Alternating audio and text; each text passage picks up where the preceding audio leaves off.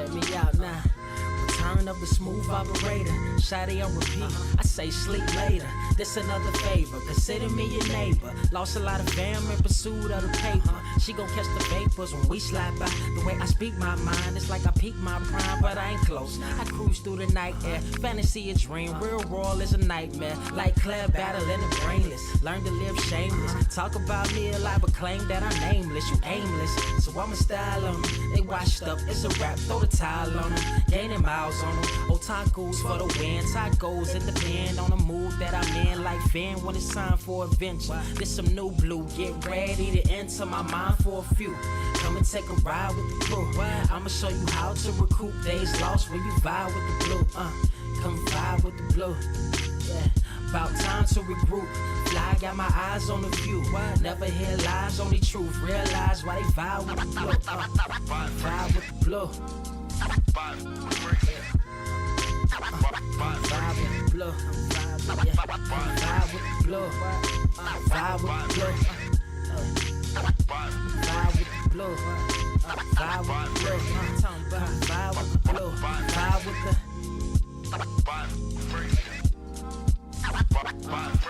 vibe with the sky. Wait, you know the rest. I'm blessed. I see you frontin' like you ain't impressed, but I still get requests. I'm playing Zelda on the GameCube. I quit spamming my music. Don't ever try forcing the links. That's a high rule. The wind waker, Mother Nature on my side too, controlling the elements. Go and check my avatar. I'm arrows ahead. Get the point. Moving forward. The battle scars accumulated over time are reminders of what I went through as a miner. Made me a grinder. The trees broke down for this loose leaf. If life's a game of death, I'm Bruce Lee. Ooh wee. Lose sleep on the regular, trying to get this word out. Then I crash Nebula. Wish I had a very odd parent, maybe two, but it's cool. Everybody pays dues. Now it's time to make moves. Granny didn't raise me to lose. Think I'm in the mood for a cruise. Wanna ride? Come and vibe with the blue. Come vibe with the blue. Come vibe with the blue. Come vibe with the blue. Come vibe with the. Check this out, y'all. I'm back spazzing like the elderly worth of my cousin Beverly. Never swear away from the truth. Just ask Heather, be weather, be tripping, starting to control like our destiny. Always give you the best of me until the death of me. My weaponry is a paintbrush. Hush, don't tell my secret. They get a hold of it. If you leak it, get it. It's cool. Got you covered though, look. But let me get back to that cool-ish, loose-ish. Why they still lying? They don't do this bad at board games. Whole world clueless, selling their soul for Roof Chris. Who's this honored fella? Need a sliced extra mozzarella. Crew fly, let God propellers. Humanity born like they don't trust fun. Why you dodge to tell her? You don't know, but my odds are better. Life's a gamble, depending on who holding the cards. You can start living at large or it's bon voyage. Charge it to the game. Me and you ain't the same. I'm thinking bigger pictures. Why you still shrinking the frame? Ever blink in the rain? It helps when your eyes dry. Mob with the bright minds. Think you funny, wise guy? Midnight Marauder with a new tribe. Tired of the fake. Come and vibe with the blue sky. Come vibe with the blue sky. Why do you try? We get them high. Take them high. What I do? Come vibe with the blue. Yeah. Come vibe with the blue. Pass what up? Vibe with the.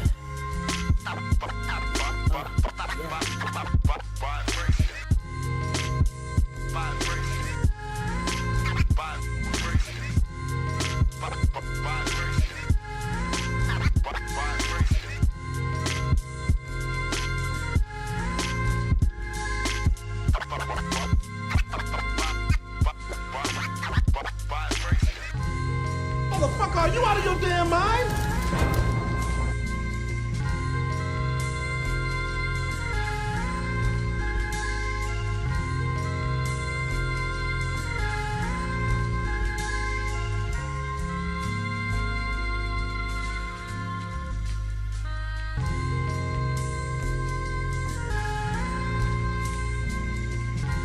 I have seen everything that has ever happened, ever will happen, ever could happen, and yet, what the hell is this? Are you ready? Word to wise, grass only greener when it's fertilized. Gave them truth in these songs, they prefer to lies. Destiny beautiful, adrift in her purple lies. You can't see me, you Stevie, wondering how I reach more evolutions than Evie and make it look easy. Dream on, yeah. Dream on, dream weaver.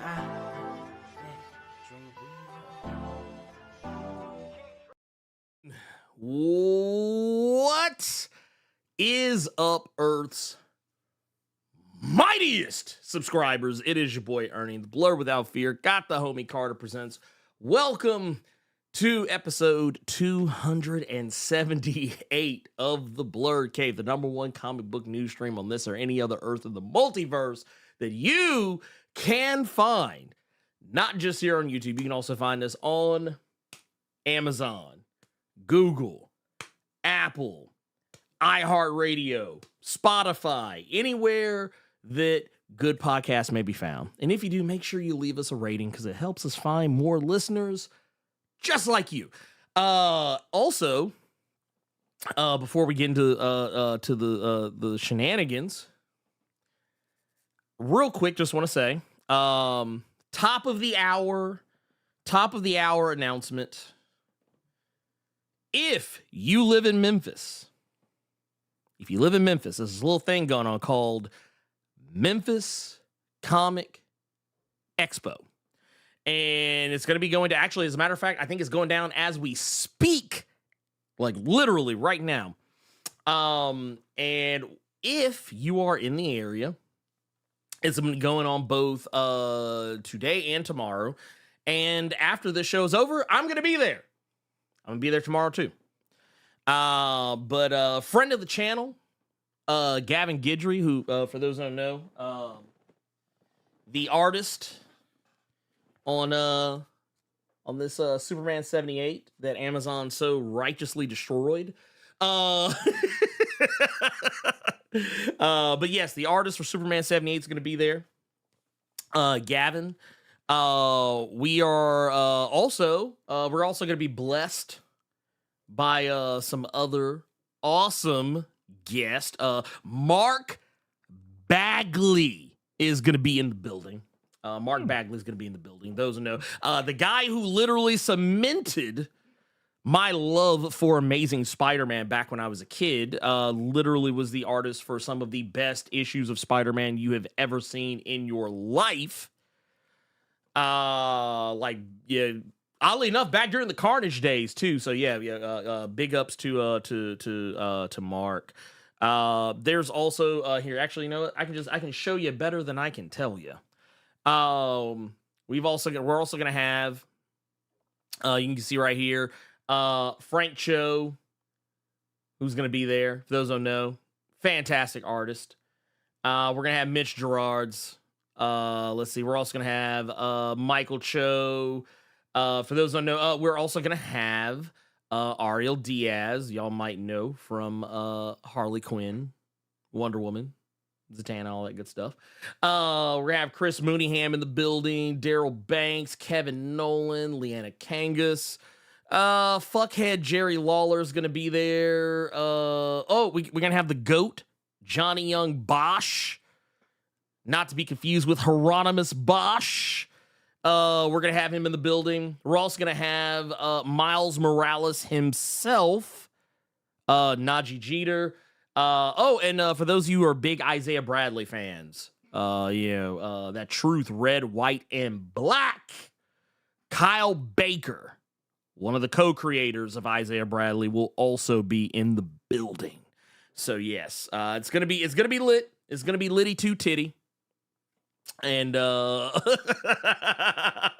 so yeah, anyway, if you are in Memphis, I highly recommend go check it out. It's awesome. It's going to be in the downtown Memphis area at the Renaissance Convention Center.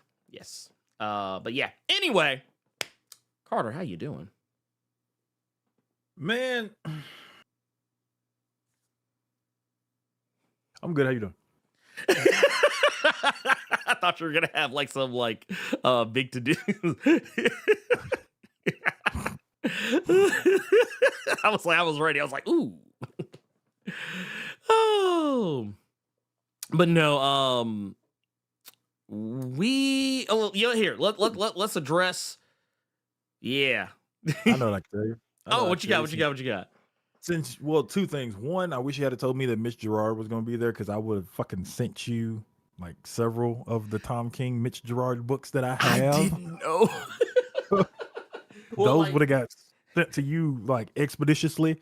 Well, I told you what I'm bringing just to hand over, be like, hey, look, you bless this, and then we'll put it on the shelf. And then I got never my touch it again. I got the One Bad Day Riddler back there. I think I got all of the Sheriff of Babylon. I would have had him try to sign. I would have tried to get you to have him sign. So that was one. Another thing is because I don't. Never mind.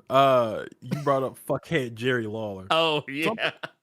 Something I saw yesterday. Oh god. And I didn't even know this was a thing. It ain't got nothing to do with Jerry Lawler as much as it has to do with another pro wrestler. So I'm scrolling through Instagram and I get to it's an ad. I get to an ad about it had the Undertaker in it. Yeah. Mm-hmm. So I'm wondering, I'm like, is he? Because I know he has a little podcast thing that he does or whatever the fuck. Yeah. But then I see Trump next to him, and then I see Kane. The camera just keep panning out, and it's Kane, Trump, and the Undertaker. And he was like, "Who would you rather have in a tag team match? Me, President Trump, and Kane, or would you rather have Kamala Harris, Tim Waltz, and Batista?" I was just like, wait, what the fuck kind of ad is this? Like, wait a minute, I don't understand. Because I already knew that Kane was acting a fool in his little corner of Tennessee. Oh yeah, he's lost his whole mind. A 6-man tag with Trump and the Brothers of Destruction against Kamala Harris, the Animal, and Tim Walz. I just thought, like, bruh, huh? Like what? It's like who did this? Who signed off on this? Well, it's funny because you know it's in response to. You know what it's in response to, right? So Batista did a video for Jimmy Kimmel, basically roasting the fuck out of Trump. Oh. So Trump went and got the Undertaker, and yeah, I saw someone call them the Brothers of MAGA. Oh Lord. Well, yeah, I want to show you something really funny. Carter, I don't know if you ever saw this. Have you ever seen this picture before? No, I have not. Well, well, now you're about to learn something. Okay. Let's enhance. Let's enhance. Here, let's enhance some more. Can we enhance some more? Some more. Well, as you can see. Ooh. Yeah, you see it now, don't you? Yeah, I see it now. I killed several motherfuckers on Wolfenstein 2 wearing some shit like that. Yeah, exactly. Yeah, I blew off several people on Wolfenstein with BJ Blazkowicz. Yeah. So yeah, that is an SS symbol. That is a Nazi symbol. Ooh. That's a Nazi symbol on his shirt. Yeah, I'm about to say, yeah, Medal of Honor, Wolfenstein, shit, so many motherfuckers. Like, look, I have literally dropped motherfuckers wearing the symbol in various video games about, taking out Nazis. So yeah, so he is no longer the Undertaker. He is no longer the dead man. He's just the Nazi. He is just the Nazi. So yeah, let's just go ahead and matter of fact, here I want us to move on. But if you think about it, him messing up all the plans of the Bloodline and beating up The Rock, it hits a bit different seeing this. Right? Don't it? Shit feels different, don't it? Hey, it don't feel right, do it? You're not gonna fuck this Saturday up for me, dude. Let's go. Look here, wait, look. I just, that is funny. That is some nasty work. That is insane. Insane. You know what I think of now when I think about him trying to disrupt the Bloodline? Too many. That's what I think about now. That's what I think about now when I think about the Undertaker fucking with the Bloodline. That's all I think about now.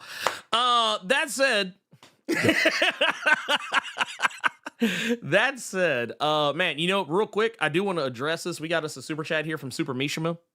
Okay. out here. It says just want to say congrats again on the 100K subs. Been with you since the days of Doomsday Clock, and I'll be here till the wheels fall off. Dude, that's what I'm talking about. Also, by the way, you bringing that up has made me remember there's something I wanted to show y'all that touched a brother's heart.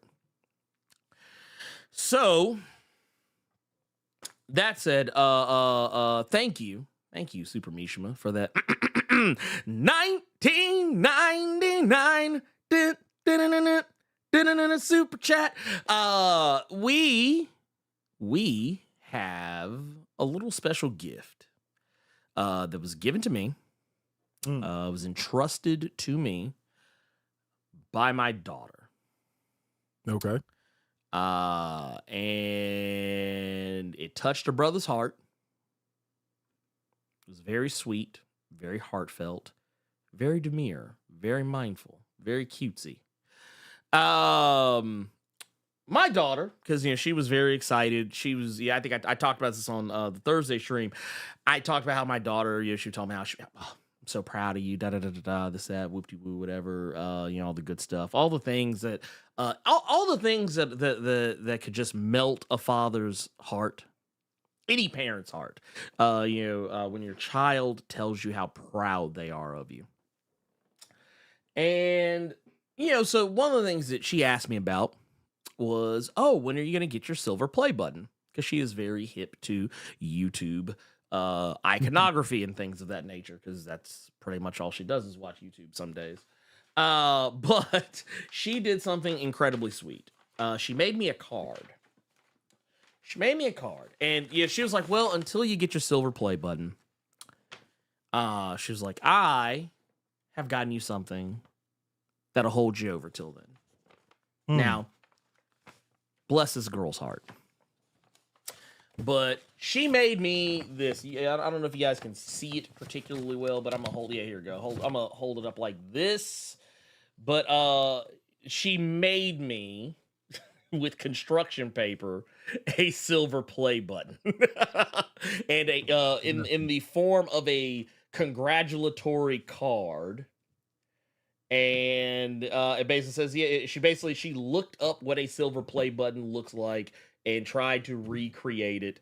And it says, presented to Blerd Without Fear for passing 100,000 subs. And she also gave me another little bottom part. Happy 100,000 subscribers. That's dope. And let's see here, was she... And then on the underside, you're a star with like the YouTube symbol and a little heart. Congrats on making it this far. So yeah, so I didn't cry when I saw that at all. So my daughter is fantastic. She is everything. She is everything. 9 years old and the sweetest thing. Yeah. Yeah, like I'm literally right now I'm sitting here trying not to cry. Cuz it's been a week of well, not a full week, but it's been a full like 72 some odd hours worth of crying.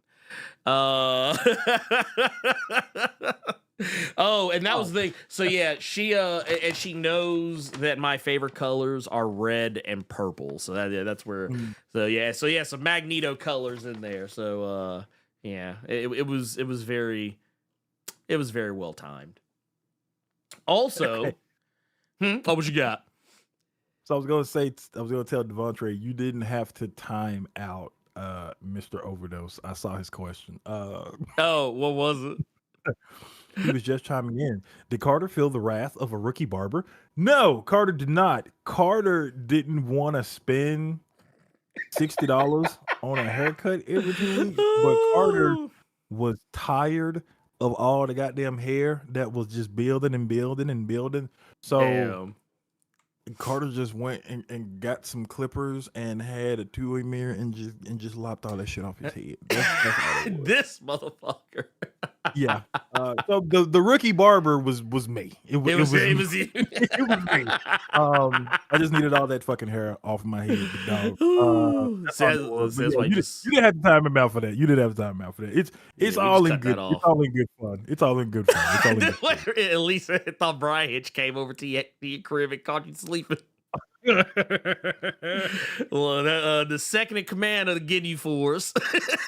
No, you can't help but laugh, dude. You gotta take it all in good spirits, man. Like, it's all in good fun. It's all in good fun. But yeah, I was the rookie barber. I am not done. It's just I needed all of that shit off my head because I don't know if women know this, but I know men would know this. You know when you're trying to get your hair to grow out to get to a certain point, but then you get way too goddamn impatient.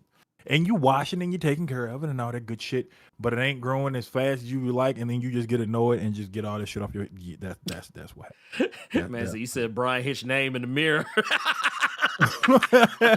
You say Brian Hitch's name in the mirror 3 times. You know he gonna show up. Yeah. Also, shout out to Jay Keno. We got Jay Keno with the 2. Says you're not making me cry 3 times this week, man. Look, I'm trying not to cry. Like I had the Denzel tear. Like what was that? Glory when they was whipping his ass. You see the one tear just kind of. That was me just a moment ago. We also got let's see here. Oh man, we also got Robo out here, Left Face TV out here with the 14 months says you better put that one up next to the real thing. That's so much better. Yeah, no. What's gonna happen is, and I actually told Cersei this. I said when the play button comes in, I'm gonna have her help me put it up.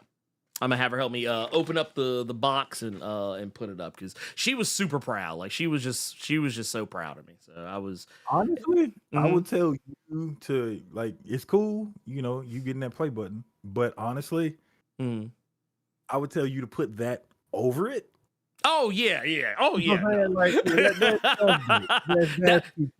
This is the real play button right here. This is the real play button. That's dope. And then we got let's see here. Oh, we got Ali M right here.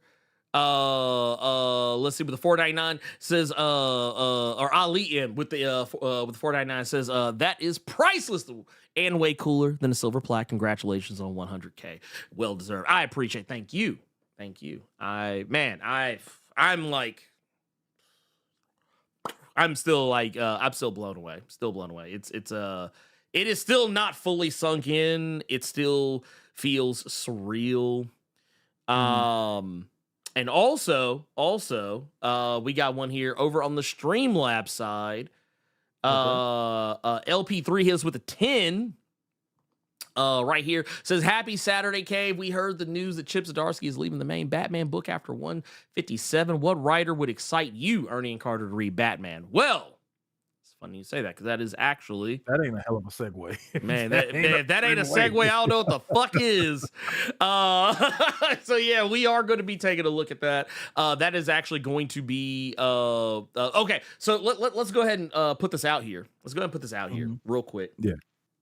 So for those who don't know, we're actually going to be playing catch up on some of the what I feel were some of the bigger and better announcements out of New York Comic Con. A couple of things I kind of want to take a look at.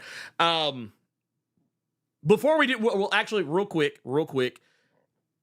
Excuse me. We are still going to be doing the console giveaway, but what I'm going to do, I'm going to be fair. This week, I'm going to, whatever is one of the new videos I put out this week, I'm going to put a little thing in front of it, basically announcing that we're going to do it, because I want to give everybody an opportunity, because I know not everybody watches the Saturday stream. So I want to give them an opportunity. However, we are going to be doing it this coming Saturday. So not this Saturday, but next Saturday. We'll do the console giveaway. I also got some other prizes together that I will also be giving away. As a matter of fact, these I can show you because the console is going to be winner's choice. You can pick if you want an Xbox or if you want a PlayStation. God help you, you want a Nintendo Switch. Yeah, hey, you do you. But where did I put? I can actually show you. Carter, will you entertain the good people while I go grab this thing? Sure. Even though I don't understand what the fuck a problem with the Switch would be. I just got through playing my Switch before we started the show. But oh, see, look, I didn't even have to entertain that long. Look, he already back. It actually with didn't take his, as long as I thought it would. with his Sailor Moon shirt. Where'd you get it? Somebody did ask where you got that shirt from. Box Lunch. Oh wow, you got it from the little subscription service? No. It's a Box Lunch is a sister store to Hot Topic. Oh, I forgot about you talking about them. I didn't know they were still a thing. Yeah. Box Lunch is still a thing. So I was kind of mad because I wanted the Sailor Jupiter one. The only ones I could get were this one right here, Sailor Pluto and Sailor Venus. I wanted Sailor Jupiter, and they had one for Sailor Neptune and Saturn. I wanted those two, but because those are actually like Jupiter is my overall favorite Sailor Scout, but Neptune and Saturn like close second. I actually kind of just put them together. So one of the things that I'm going to be giving away, and I actually might get some other stuff, but this is just to give you a taste of some other things. But I'll also be giving away this hardcover first volume of the Peter J. Tomasi Superman, which is one of my favorite Superman runs of all time. So yeah, I'll be giving this away. I will also Rebirth. They did. I didn't know it was Rebirth Superman they did. Yeah. No, Peter was out here. I also have Read 'em and Weep, courtesy of Dynamite Comics. I've got a variant. We got a Red Sonja variant. These are what they call virgin. These are virgin variants because they don't have anything. They don't have any of the titling or lettering on them. I like that. There will also be a Gargoyles variant. Let's see, what's this one? Oh, Lilo and Stitch, because that is a thing right now. The Lilo and Stitch book. I think they just dropped the 3rd, 4th, or 5th issue of that. Mm-hmm. There will be there'll be a Vampirella. I can't leave that on the screen too long. I'm not trying to get demonetized. There'll also be a Darkwing Duck. There'll be a Darkwing Duck. Got the Justice Ducks riding behind him. And what's this right here? Oh, and I know Carter will dig this. A Cruella. There will be a Cruella DeVille variant. 6. Thank you, Mutep. Thank you. I actually thought about giving away some of the other stuff that I got. Yeah. From because some of y'all might know. We'll probably go through it here a little later, or maybe next week. We'll go through when we have a little more time. I've gotten some art prints, and we got our CGC graded stuff. We'll take a look at some of that stuff. I got some foils and some metal covers. Shit is insane. Can't make it up. Oh man, wait a minute. And then also, dude, Robo out here just gifting subs out here. God damn, I just saw that. Out here gifting 5 subs. I appreciate that, pimp. Just out here. Let's see. We have also got I think that catches us up. That actually catches us up. That catches us up. So, yes, we're going to talk about some of the NYCC stuff. New York Comic Con was the gift that kept on giving for the most part. So, Carter, have you been keeping up with Chip's Batman? Don't let me lie to you. Ooh. Don't let me lie to you. He said that's a no. That's a no. Well, I can't say anything either because I actually have not been. I think I've kind of dipped in and out. Is the best I can say. There's a new story arc that he's doing. This is going to be the last story arc. Yeah. Because it has come out. Chip Zdarsky, Jorge Jimenez, and Mike Hawthorne's run on Batman is going to be coming to a close in about roughly 4 more issues. They just put out issue 153 recently. Issue 157 is going to be the final issue of the Chip Zdarsky run. Is going to drop in February. And Chip, being Chip, put out a statement, said, "I love Batman. It's been a true joy working on the title. But sometime in the spring, I got the itch in the back of my brain to wrap things up. Partly because Jorge and I were finishing up the giant failsafe Zur story, but also because my amazing Bat editor, Ben Abernathy, had left for transforming G.I. Joes at Skybound." Look, I'm going to tell you right now, I have a sneaking suspicion Chip about to go run off to the Energon universe. Just, you heard it here first. It says, "I also had a terrifying workload in front of me and had to make some hard decisions about what needed to be prioritized." Now, Carter, you and I, we fucks with Chip pretty heavy. We fucks with Chip. Yeah, I enjoyed a lot of these books. Well, we also know Chip has a lot of irons in the fire because, you know, he's got a couple of different creator-owned series rocking at Image right now. The names of which I don't rightfully remember right now. And he's also got the Public Domain and its spinoff, The Domain, going right now. And yeah, the guy's just busy. He just came off of Avengers Twilight. He just started a distillery book as well. The mission. No, not the mission. That was the other one. Segment. That's what was his? I forget the name. I can't remember the name of that goddamn book, and I read that first issue because that first issue is pretty solid. It's basically. Oh, I can't remember the name of that fucking book, but I can basically give you all a synopsis of that first issue. Basically, it's somebody that used to do some wet work, but it's time traveling wet work, and he separated him. He distanced himself from his old team. His old team is basically doing whatever they can to kind of clean things up. Him being one of them, but the twist with this is that in order to get away from them, the main character went back in time. Got you. He went back in time, settled down. He has like these time sickness things because he's not supposed to be there, while also trying to combat the people that are trying to bring him back. It was a fun little book. It was a fun little first issue. I really enjoyed it. But he's got that going on. He's got Public Domain going on. He's got the Domain going on. And this is just Carter speaking. This is just me. This Bat book, as of 157, will have gone 32 issues, and it is not getting the fanfare that it originally was. And it would not surprise me if it was one of those, like, you know what, every star player has a bad season.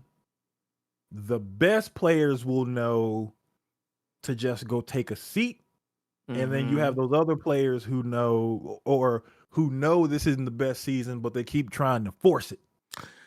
Bone Factor said was Time Waits. There you go. Thank you. Time Waits. That's the name of the book. Thank you. Yeah, that's the thing. Thank you. But yeah, I do appreciate the fact, and I like the fact that he knows that, okay, it's maybe I need to just take a step back from this, let somebody new come in, do something fresh, do something different. I already got these other things I'm doing. And then maybe in the future we could see Chip on a Bat book or doing something else with DC. But I mean, because he's already talked about how much he loves Batman. He was writing Red Batman for a minute, and then he got the big gig of writing actual Batman. Not a bad resume, honestly, if we're being honest. Yeah. So I mean, it's sad that he's leaving, but at the same time, it's not like you can't throw a rock somewhere and find you a good ass Chip Zdarsky book somewhere. No, 100%. I like honestly, I'm okay with this. I'm kind of with you. I liked his Batman when it first started off. Then it started getting weird, and then, which I mean, to be fair, it was a Zura storyline, so of course it's gonna get weird. When Grant Morrison did Batman Rest in Peace, which also involved the Batman of Zur-En-Arrh, it got weird there too. I would actually say even weirder than Chips. But I feel like it kind of lost, like, to me, I feel like the book kind of lost itself after that initial arc, especially. And you know what, man, and this is why I say I wish DC would stop doing this. DC kind of got in its own way, because I said this with both Batman and Superman. When Night Terrors came out, it derailed pretty much every single book that was doing good, because I feel like, oh, now we got to stop. We got to put the whole story on hold. The story that was cooking so good, we got to put the story on hold. Let me get this tie-in book up at you. Yeah, let me get. Can I get 2 or 3 tie-in books up at you, pimp? Let me get a tie-in up at you. And not only that, a tie-in book that ain't got shit to do with what was going on beforehand. And the same thing happened during Absolute Power. Like, I honestly kind of felt like oh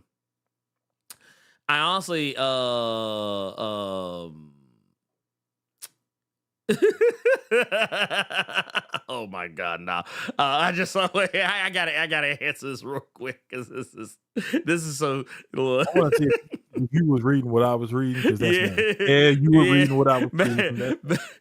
Matt Charlie gave us a "What's up, Blerd?" Carter, everyone chat. Am I a-hole if I swing on my coworker who said Venom movies clear both Spider-Verse movies?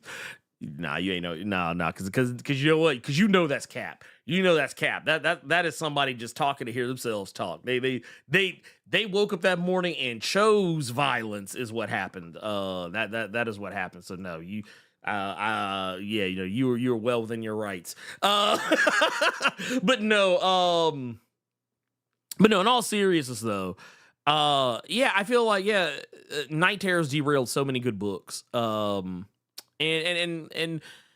while I think Absolute Power was overall a better crossover event, and I actually really liked it a lot, I did not enjoy the tie-ins as much as I wanted to. Like, they were okay, but I thought the core tie-ins were where the book shined a lot, like the Absolute Power Task Force, Origins, so on and so forth. The Batman, Superman, Wonder Woman, whatever issues, they were good, but it was just, they were good because Absolute Power was good.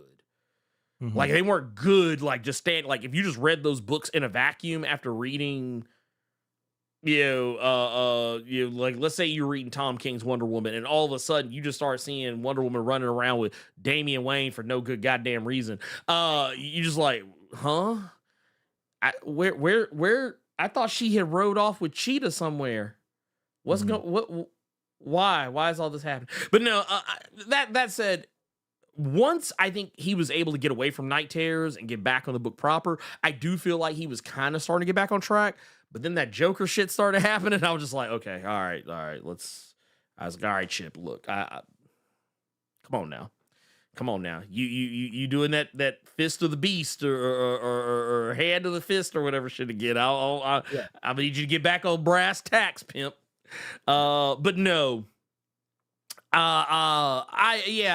gonna be walking away from it.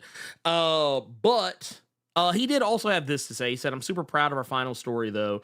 Scheduling issues forced it to go to bi-weekly, which meant Jorge sadly couldn't draw at all. But then other scheduling issues put it back to monthly. But what are you gonna do? Comics be comicking." And you know what? Honestly, that is a statement that I'm gonna add to my list of phrases. Comics be comicking, because it is true. That's almost better than because comic books. But he said, at some point, we're all at the mercy of things like the financial quarter, and CEO McGuffin has a plan. Love it. Absolutely love it. Right, I swear that man has a way of throwing shade or just fucking with people. Did you see both those Ryan North videos where he wanted him off the Fantastic Four? Yes. Saying his name wrong. Yes. And then he came out with another one apologizing telling everybody Ryan North's email because he needs work, and I really want people to help him. I'm sorry for what I said in the Fantastic Four video, but he's crying when he's saying it while he's giving out this man's Gmail. Chip Zdarsky's a menace, man. Chip is a menace. That is prime Macaulay Culkin Home Alone 1. Like, like I said, Chip is an absolute fucking menace, and anyone who doesn't think so, you just need to look no further than a Stegman and Friends live stream where Chip is present. But no, so with Chip leaving, that means, okay, well, what are the plans? What happens next? Well, we do know what comes next, and while we don't know who the next Batman writer is, and as the question asked earlier, who would I personally want to come in and write some Batman? Yeah. To write some Batmans? That's a tough one, because honestly, a lot of the people that I would like to write Batman, oh my God. Yeah, I saw it too. Jesus Christ. I'm gonna finish my thought, and then we're gonna take a look, because we do actually have a couple of super chats here. But no, I actually have difficulty thinking of anyone to write a solid Batman story. But I tell you what, we'll blame recency bias for this. But who I would like to, who I think actually write a really good Batman? Let me hear it. David F. Walker. I think David F. Walker. I know his relationship with DC is tenuous at best right now. But like, honestly, I think, or you know what? If not a David F. Walker, a Rodney Barnes, because he's already doing it. Like, I would love to see Rodney Barnes on a core Batman title, because I know he would get kind of crazy with it. So I enjoyed his first issue of Full Moon, but I want to finish that series first, just so I can see his voice for Batman before I say Rodney Barnes. Yeah, I would say Rodney Barnes before fucking Brian Michael Bendis. You are a heinous individual. You want Bendis on Bruce Wayne. Wait a minute. Wait a minute. Y'all hated that motherfucker. Read the goddamn book, dog. I gotta hit you. I gotta hit you with the little Proud Family Journey. Remember what happened last time? We had been dealing with Batman, and then beforehand with Checkmate and all the other shit. Oh, Can you remember what the fuck that book was about? Oh no. What was it? Was it Leviathan, or was it some shit like Leviathan and all that? I was like, oh no. We need to go back down there. Referencing something from Ultimate Muscle, but dog, he had Batman right then, and we can tell you more about Heroes in Crisis than fucking Leviathan, and don't know about like Heroes in Crisis. Yeah, I'm about to say, I think I'm like the only motherfucker who on this earth who enjoyed it. But no, it's like be like, no. Why couldn't you just say it? You could have kept it with what Ernie was doing. He bringing up black writers that he wanted to see draw, or he wanted to see write for the main Bat book, and you went Brian Michael Bendis. Why couldn't you have just gone with another black man? You could have said Cody Rhodes. You could have said Sanford Green. You could have brought up any other black person you wanted to, and you brought up Brian Michael Bendis for Batman. Lord, no, I'm good. I'm good. And this is coming from a guy who loves Bendis. I would be like, no. But that said, yeah, we do have so like I said, Hush 2 Electric Boogaloo is on the way with issue 158. Soon as Chip is off the book. And this will be both Jim Lee and Jeff Loeb. So Jim Lee will be providing art. Jeff Loeb will be writing the book.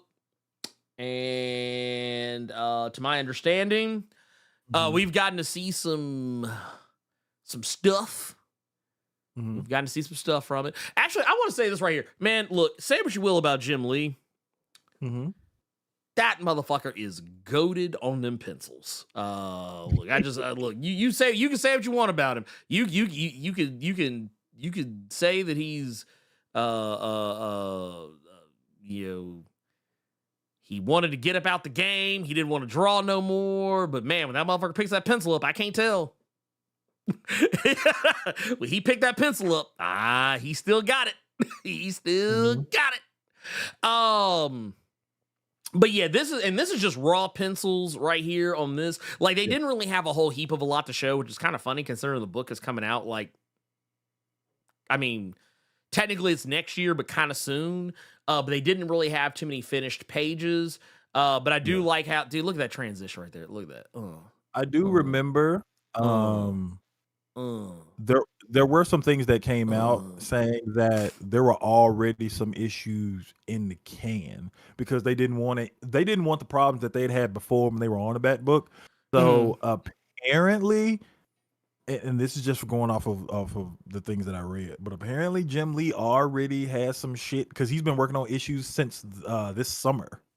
So that transition from black and white to color was kind of dope. But yeah, apparently he already got some in the can because of how you like what you just referred to and what several other people are saying. Like, oh, this nigga, this book gonna take forever to come out. Apparently, our issues are already done, so you ain't got to worry about it. You ain't got to worry about it yet. You ain't got to worry about it yet.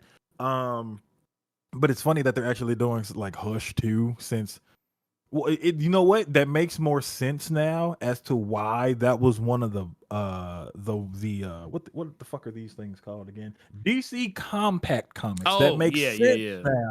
That Hush was one of the first ones that dropped. If they're doing a Hush 2, I just want to know: is this going to be Thomas Elliott, or is this going to be that new character? This going to be that Shush? I forgot about that. Why'd you have to remind me of that bullshit? Shush. Shush. Yeah, oh my god. So look, I'm gonna just say this. I just want to do this right now because I don't want to let this go out into the weeds. Gabriel, the Dark fucking Knight, out here hitting us for that sweet max damage in Final Fantasy. Says, Ernie, congratulations on achieving the milestone of 100K subscribers. The best is yet to come. Keep doing what you're doing, brother. Hey, thank you.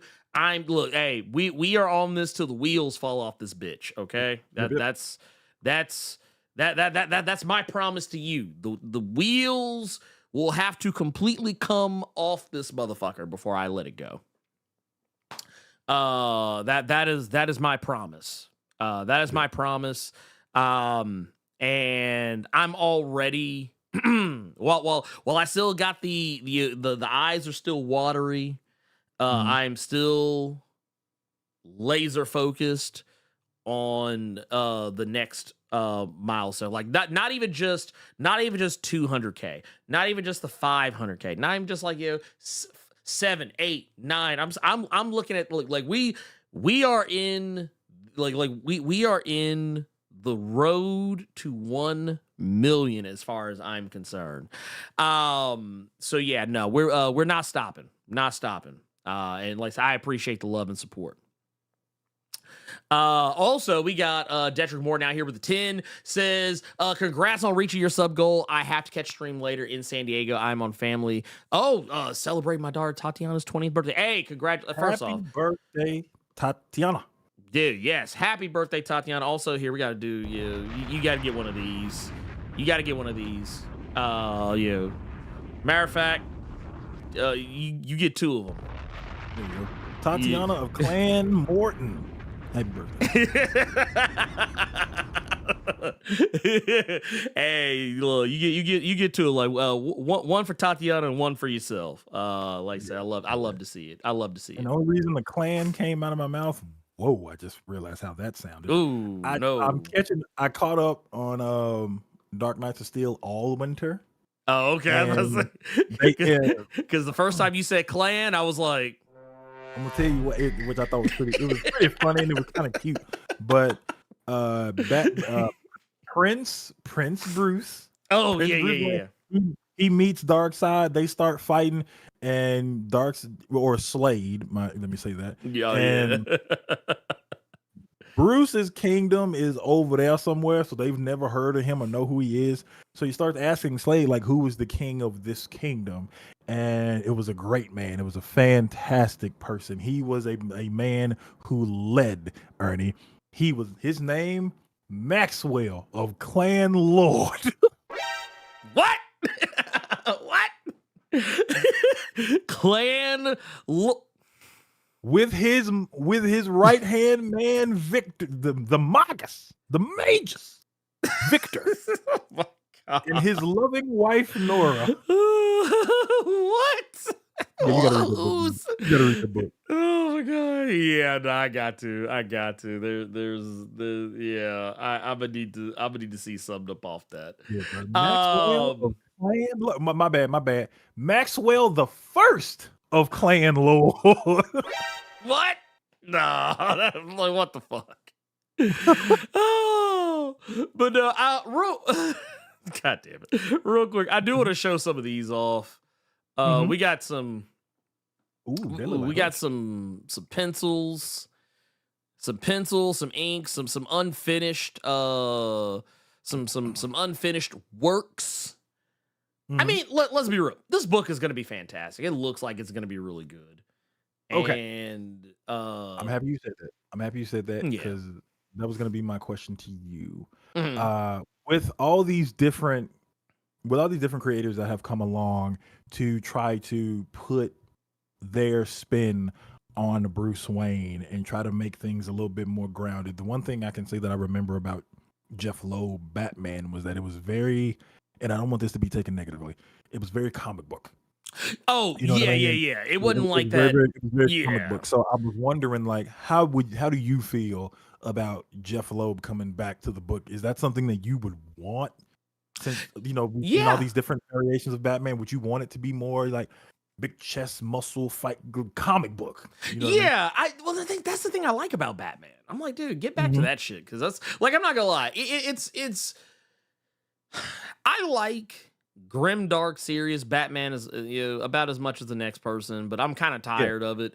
That hyper realism Batman, I'm kind of over that shit. I like Batman when he's just being a fucking superhero.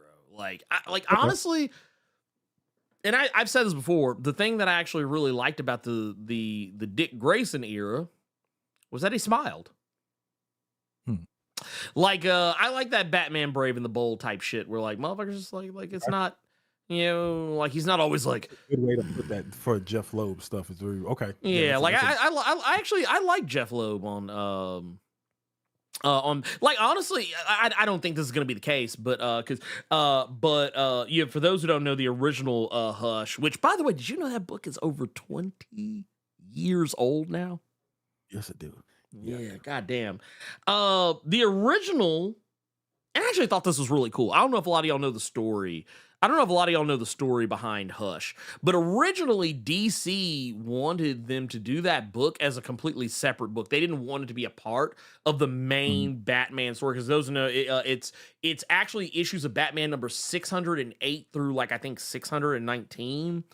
And what they did was they wanted that shit to be its own separate title. Over there somewhere. Yeah, like, you know, kind of like how we would have the Batman book, and then we got Batman Full Moon, we got Batman Fortress, we got Batman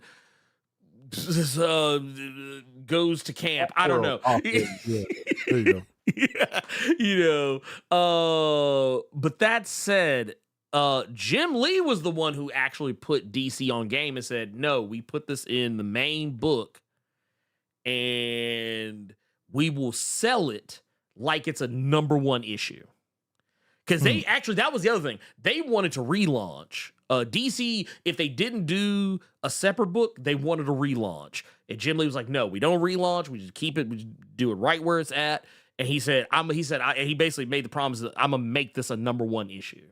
Like, people are going to buy this like a #1 issue. And that actually is the case. Like, Hush is one of the most profitable Batman story arcs of all time. So, I mean, of course they're going to come back to it. I mean, shit, look, if Marvel could do Spider-Man Reign 2, The nasty, literally one of the most disgusting, most vile, like honestly, I almost want to put that motherfucker into Ginyu Force for that shit, but only because they also do other stuff that's actually really good. So I'm gonna let it slide. However, like honestly, that's why DC fucks with Jim Lee so heavy. That's why. But that said, they will actually be re-releasing facsimile editions of the Hush series. I know 608 and 609 are going to be the ones. I don't know if they're probably going to do all of them. They'll probably do all of them because I mean, like I said, yeah, why not make that money all over again, right? So they're going to do that. And like I said, yeah, we got dude, that is ice cold right there. But yeah, it's we'll see how this all plays out. I think it's gonna be fine. I'm really just more curious to see what they do with this. Like I cringe at the name Shush, but yeah, other than that, like I said, we don't even know if this is gonna include that. But hey, Screwface, don't give them no goddamn ideas. Don't look, Mr. Overdose, don't give them no more ideas. Don't stop it. Look here. Stop it. Get some help. Like, stop it. You can't give them ideas like this. You can't give them ideas like that. They'll do it. That would be like if you said, hey, you know what we need a Dark Phoenix too. You know they're gonna do it. You know somebody in the office will be like, that's bloody brilliant. I don't know why they're British all of a sudden. But yeah, I like this. This looks good. This looks solid. And I mean, as you would expect. I mean, like I said, it's Jim Lee. Jim Lee don't miss.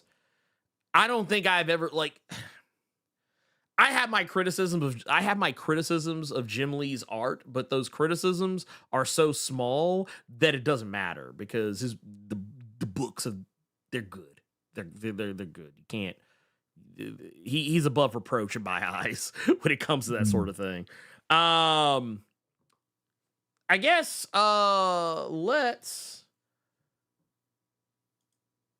keep it DC for a little bit.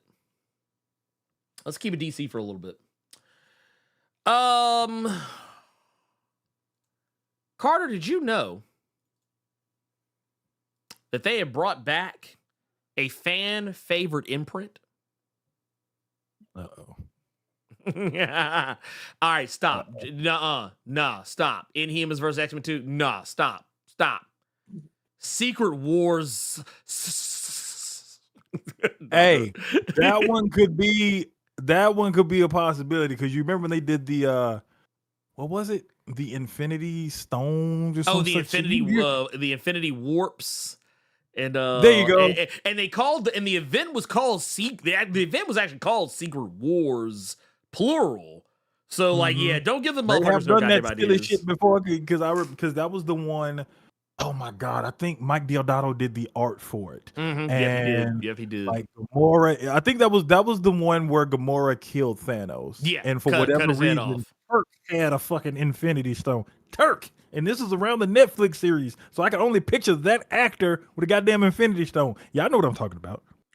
Turk had an Infinity Stone. That was also around the time that they had that nasty Wolverine Emma Frost amalgam, where it was Wolverine in the patch suit, but he had Emma Frost powers and her attitude.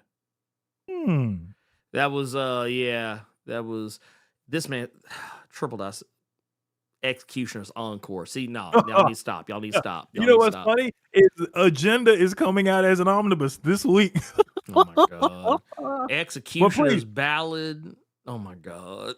House of M Final Mix. That just sounds like a nasty, like Kingdom Hearts crossover. Let's get back on.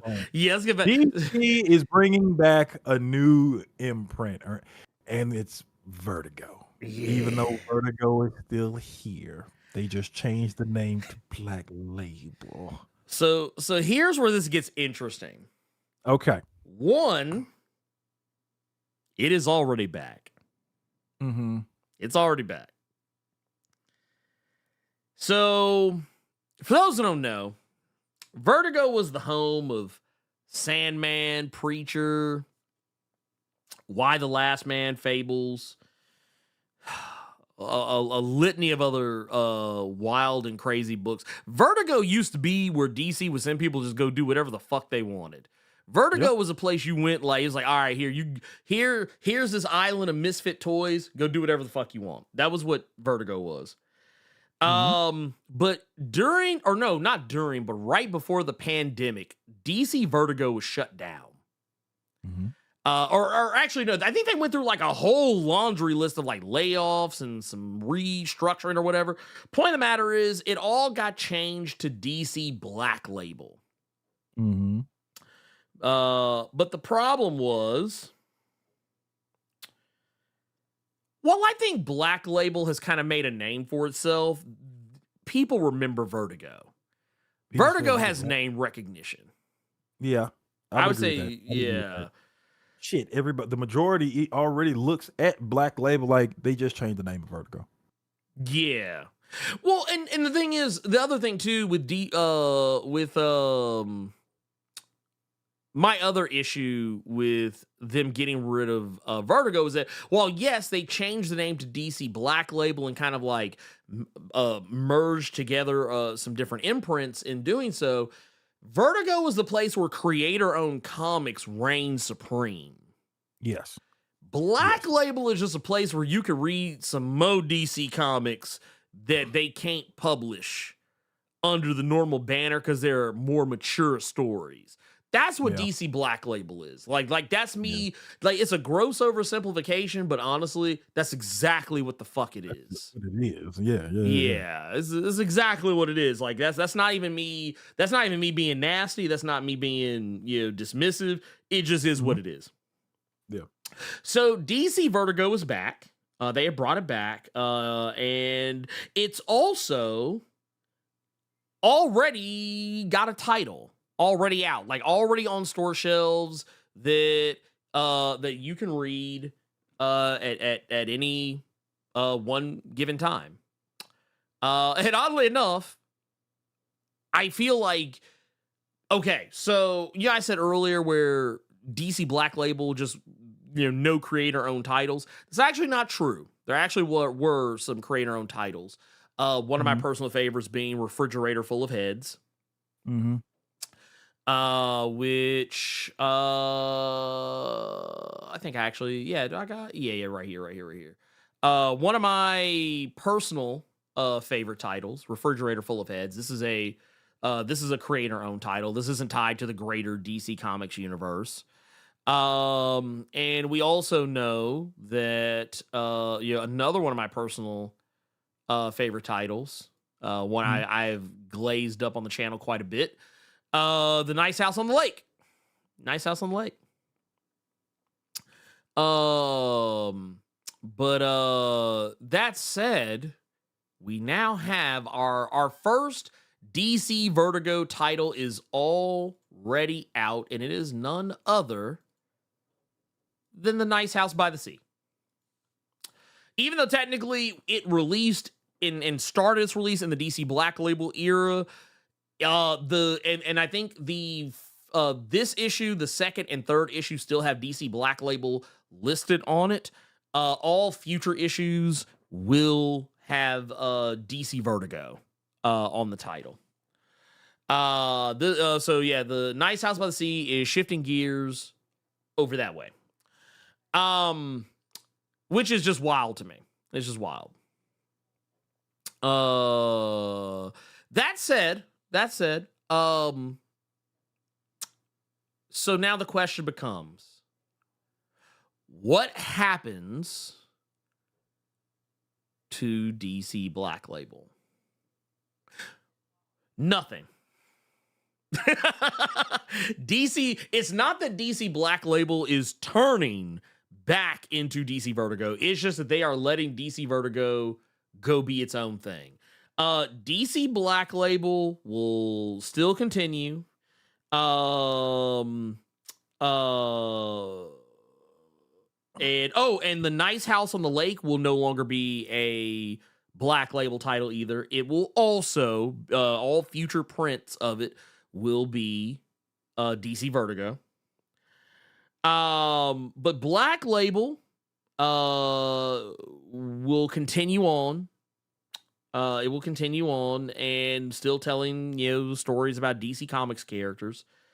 Basically, DC or I forget the name of the editor who put this out, but they basically said the Vertigo puts us back into the creator-owned business in a very big way, and that they're running both. And I will say this: for as much as I roll my eyes at the fact that like they folded DC Vertigo, just to ultimately turn around in under 5 years, bring it back.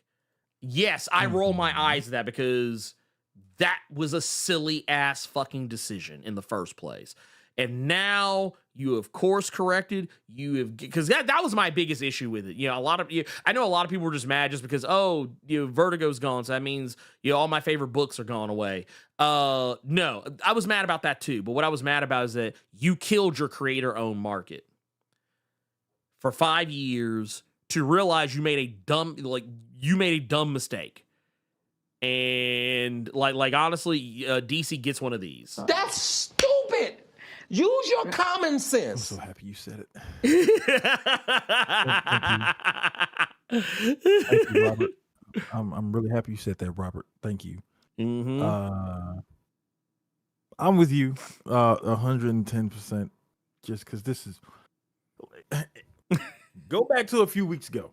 You and I were having a conversation about All In, and then that conversation transitioned into us talking about these absolute books. And I asked the question, if this is the new thing that they are focused on, if this is the new toy, what's going to happen with DC Black Label?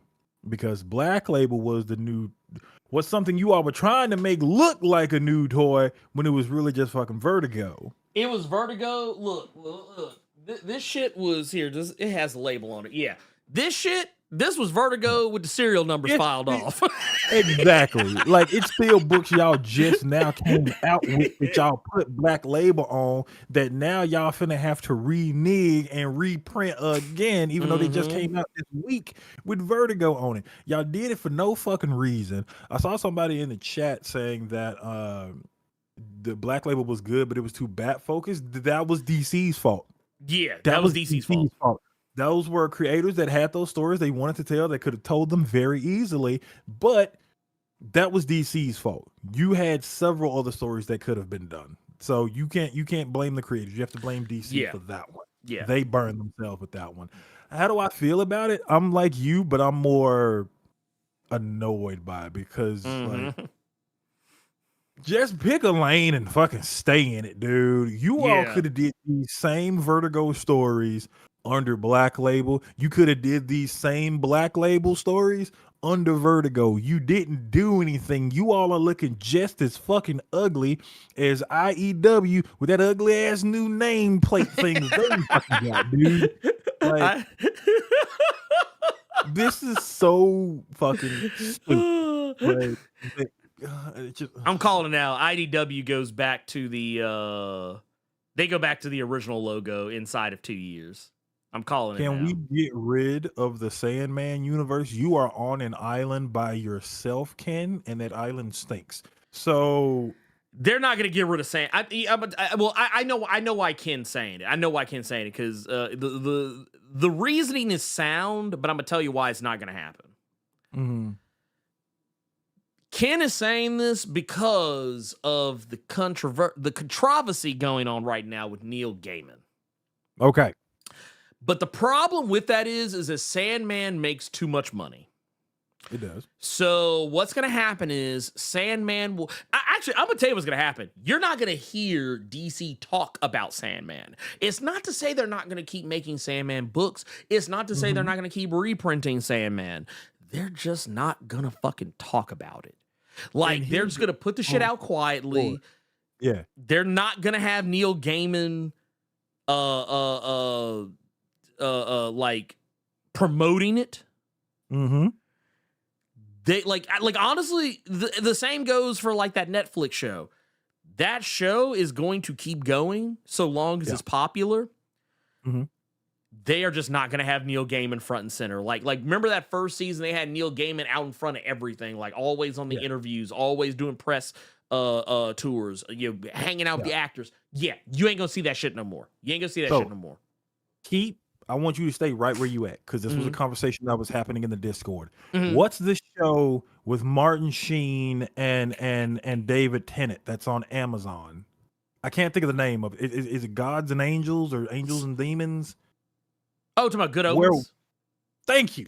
Yeah, okay. Good Omens. Yeah. So it was a conversation that was going on in your Discord where that show is not getting a season 3. It's getting a movie. Neil Gaiman. It's getting 90 minutes. That's it. Yeah. I think that was personally fucking stupid, just like this whole Sandman universe thing. Like, there are way too many people that are there that are very talented individuals that could have kept that show going, where the example that I brought up was Castlevania. Castlevania got Warren Ellis ass up out of here. Oh, yeah. You don't even hear his name no more. And still pump some seasons out of that show, and we got another one coming.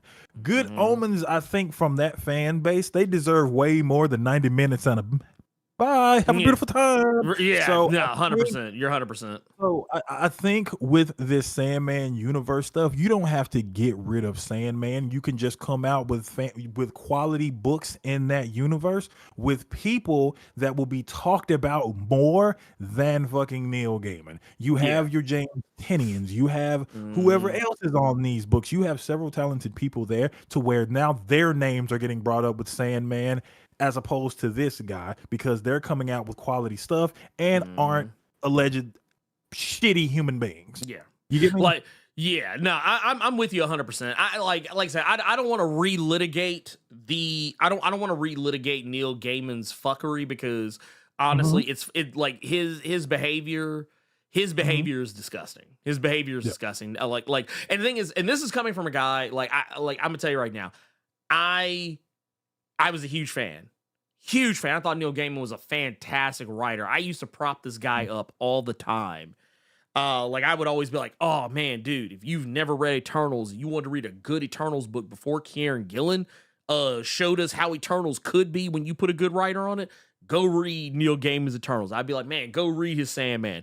Go read any of his stuff. Any of his stuff. I was like, dude, he doesn't miss. But here's the thing. He started smelling his own farts, drinking his own Kool-Aid, and we find out that this man is out here perpetrating some of the most heinous, like some of the most heinous crimes, out here in terms of sexual impropriety. And I can't get jiggy with that shit. I can't get jiggy with it. So, I think the best thing you do, what DC can do, is just not talk about his ass. Like, just move on. You can still have your Sandman. And honestly, right now, Neil Gaiman, I don't think actually actively writes any Sandman title. As a matter of fact, that Anansi Boys title is not actually, like, Neil Gaiman is credited for writing it, but it's actually Mark Bernardin, I think, that's actually the one writing it. It's just he's getting done that before with people, because I remember a lot of the Buffy stuff when Boom was doing it. Like, you have to put Josh's name on there, right? Because it's based on his shit. It's his, but at the same time, this is the real talent, right? Like, it's this like that. Ain't got nothing to do with it. It's just y'all know who that is, but this is the talent right here. So, I think you can do that every day, all day, dude. Yeah, every day, all day. I would tell you, if you have any, like, okay, this is what I'm gonna tell you to do. If you got beef with Neil Gaiman but you still want to like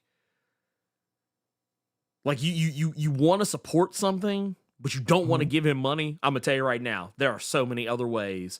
I will, if I, like, for instance, I wish I actually still had my copy of that Neil Gaiman Eternals run, but guess what? If I find that motherfucker on a secondhand site, I am not gonna feel bad about buying it because he ain't getting no money from it. I treat that shit like because I can't. You and I, we came up the GameStop way. Mm-hmm. And remember, that was one of the things that was a criticism of GameStop's business model, was that pre-owned games take money out of the devs' mouths because they don't get a cut of the pre-owned. I don't think that's changed either. But that's kind of how I look at that. Like, if it's one of those situations where it's like, man, I can buy that motherfucker secondhand, cool. Yeah. That said, you brought up. Oh, yeah. You brought up that there were several ways to read certain stories. Would you say there was a global way to read those stories? Oh, yeah, you know what that is? Actually, you know what? I'm glad you brought that up. So right now, boom, there is 33% off your first 1 year subscription to Global Comics. All you got to do is scan that QR code or go hit the link in the description for the YouTube side. Or if you are on Twitch, you could do !GCX and it will pull it up. As a matter of fact, for those of you who are out here, I'm actually going to pull it up right now so you guys can actually see it. It will be let's put that in there. Boom, there it is on the Twitch side. Let me get that for y'all on the YouTube side. Bam, there we go. That's how we do that. That's how we do business around here. Yes, if you want to, yes, you can go get, and I want to make sure I'm clear when I say this. There are all kinds of DC titles over on the Global Comics app now, because right now, the only imprints right now that are not available on Global Comics are Marvel and IDW. Global Comics has access to Image Comics, Boom Studios, AWA Upshot, Dynamite, Dark Horse, DC, Top Cow, and a whole laundry list of other things. So yes, you, yeah, I'm talking to you, Ryan. You, right there. Yeah, you, go, don't walk, run to the Global Comics app or the Global Comics website. Matter of fact, if you click the link that is in the description or pin, there's no pinned comment below, or if you click the link that just showed up in the chat, either on Twitch or YouTube, it will take you to a website that has my mug on it and will tell you all the things I just told you. Or if you go to the app, you can use the promo code GCX, Blerd Without Fear. I'm actually going to edit this little thing I have down below here to actually have all that information there. We're going to, I slapped it together, is what really happened. But that said, yeah, I am going to go ahead and tell y'all right now, that is the way to do it. That is actually the way. That is the way. That is the way. So you ready to talk about a company that has yet to do the right thing and take their asses over to Global Comics? You want to talk about another company real quick, real fast? And some new stories they got coming out? He's out of line, but he's right. you ain't wrong. You ain't wrong. Yeah. Hey. That's what I'm just saying. Maybe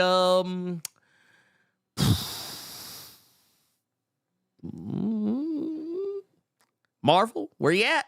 IDW, where you at? I would really love to read some Turtles on Global Comics. I'm just putting it out there. Anyway, real quick. Actually, no. Before we do that, real quick, I do Super touch. I want to hit the super chat real quick because we got one out here from the homie Gearless Mo out here. Megalobox champ. Out here says, pay no mind to the man behind the curtain. Never meet your heroes, but keep your mentors close. Get those likes up. God damn it. I added the god damn it. I'm sorry. I was feeling that one a little bit too much. Also, thank you for that. 1999 super chat. We are going to take a look at the next offering from Marvel Comics, the House of Ideas. Do they still call themselves that? I think they do still call themselves that. A lot of them ideas ain't really. This motherfucker. He said they could have kept some of them. He said they could have kept a couple of them ideas, but let me put this safety pin and this note on your shirt. I need you to take this and let your mama and them read it. That's how I feel about some of these ideas.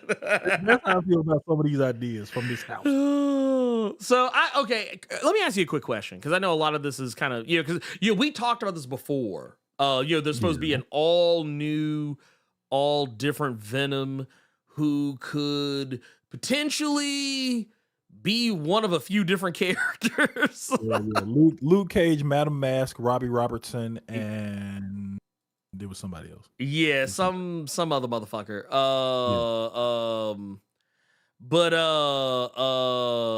God, I'm actually blanking on who that would have been. But yeah, basically the long and short is that we knew we got this Venom coming. Yeah. We knew we got this Venom coming. Oh, Rick Jones. Yeah, or did we say Rick Jones? That's who it was.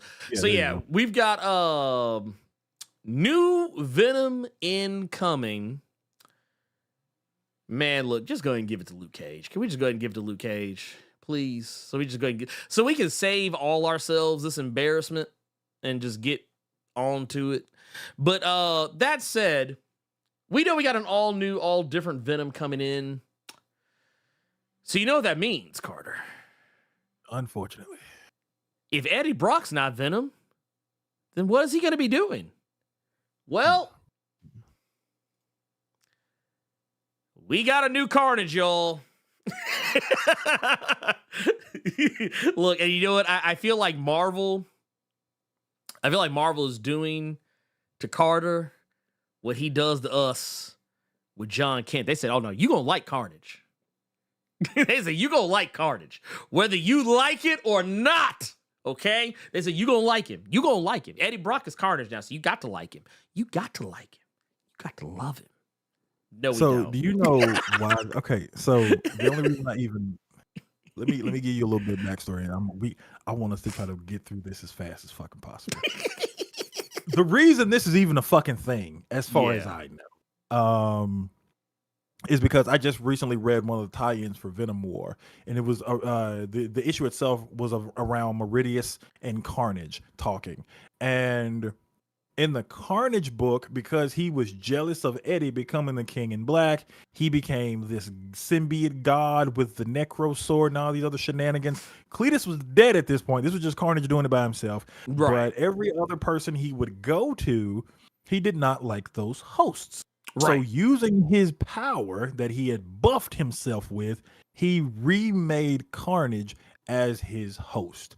In the most recent issue, spoiler alert, even though a lot of y'all ain't reading, I'm not reading it.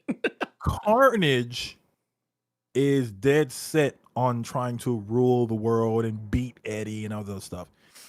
Cletus, in true Woody Harrelson natural born killer's fashion, he just wants to have fun by just murdering everybody. Carnage don't want to do that. Carnage want worldwide domination. Cletus gets pissed and proceeds to walk out of the symbiote. Carnage then laughs at Cletus and says, where the fuck you think you going, big time? I made you. Like, you can't continue on without me. It was my power that brought you back. Mm-hmm. Cletus then responds with, word? And continued to walk the fuck off. He is now human. He is now just back. And then tells Carnage, look for me when you done trying to be God. So that's why Carnage is symbioteless, because he somehow, in his entirety, brought back Cletus, and Cletus don't want nothing to do with him because he just don't want to murder people. Like, he still wants to kill people, but he wants to rule the world while doing it. He's not trying to be king or God or whatever. So now we get to this kung fu treachery of Eddie Brock as Carnage. Now, here's where they try to get you. Marvel will always try to get you when it comes to certain things. Eddie Brock Carnage is being written by Charles Soule with art by Jesus Said. If you have read Jason Nick Aaron's- Spencer. Oh yeah, that too. Yep. You know what? Yes, Jason Aaron's Punisher, Nick Spencer's Steve Rogers Captain America book. Yes. You'll know who Jesus who that artist is, and his art is great. So that's how they try to get you. You put that kind of star power, which is what a lot of these books need to do. You got to put your stars on certain shit people don't want to read or ain't gonna really read, just to get them to look for it. Even and though Charles with me- Soule's money. So yes, Charles Soule is absolutely money. So you have a team like that on this Eddie Brock Carnage book. The book is going to be launching in February. And dude, not in Black History Month. Lord, they need to stop. They need to stop. So basically this book, it's of course, it's after Venom War. So the stuff that I just told you all that recently happened this week, that's still going to be the thing. This startling saga sees longtime Venom host Eddie Brock operating as the new host of the violent and sadistic Carnage symbiote. The series will interact with the other flagship symbiote title, All New Venom, which we talked about before. We're gonna have somebody new in that suit. Mm-hmm. It is look.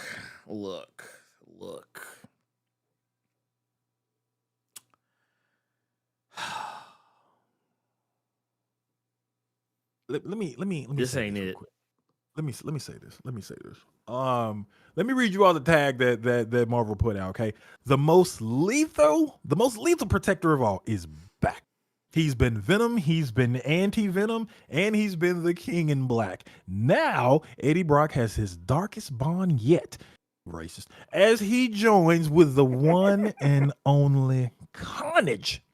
Can he control his new other's endless bloodlust? No, he cannot. He won't. Or will he give himself over to madness and murder? Yes, he will. They're probably trying to just take Eddie back to the status quo, at least protect him. Yeah. Join Eddie and Carnage on a journey into the darkest parts, racist, of the Marvel Universe, with bloody death as their only guide. Carnage is someone that has to kill, so Eddie has to feed him death. It's gonna start with Eddie trying to make him kill bad people, then he's just gonna kill everybody. Yeah, I told y'all the whole goddamn book. In order for Eddie to be okay with that, the people he feeds Carnage are serial killers. Look, I just told you. Look, and that came from Charles Soule himself. I just told y'all the book without even reading the goddamn tagline. See, I am the GOAT.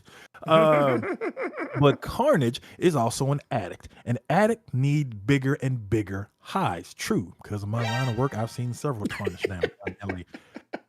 Charles Soule saying he's having a blast with it.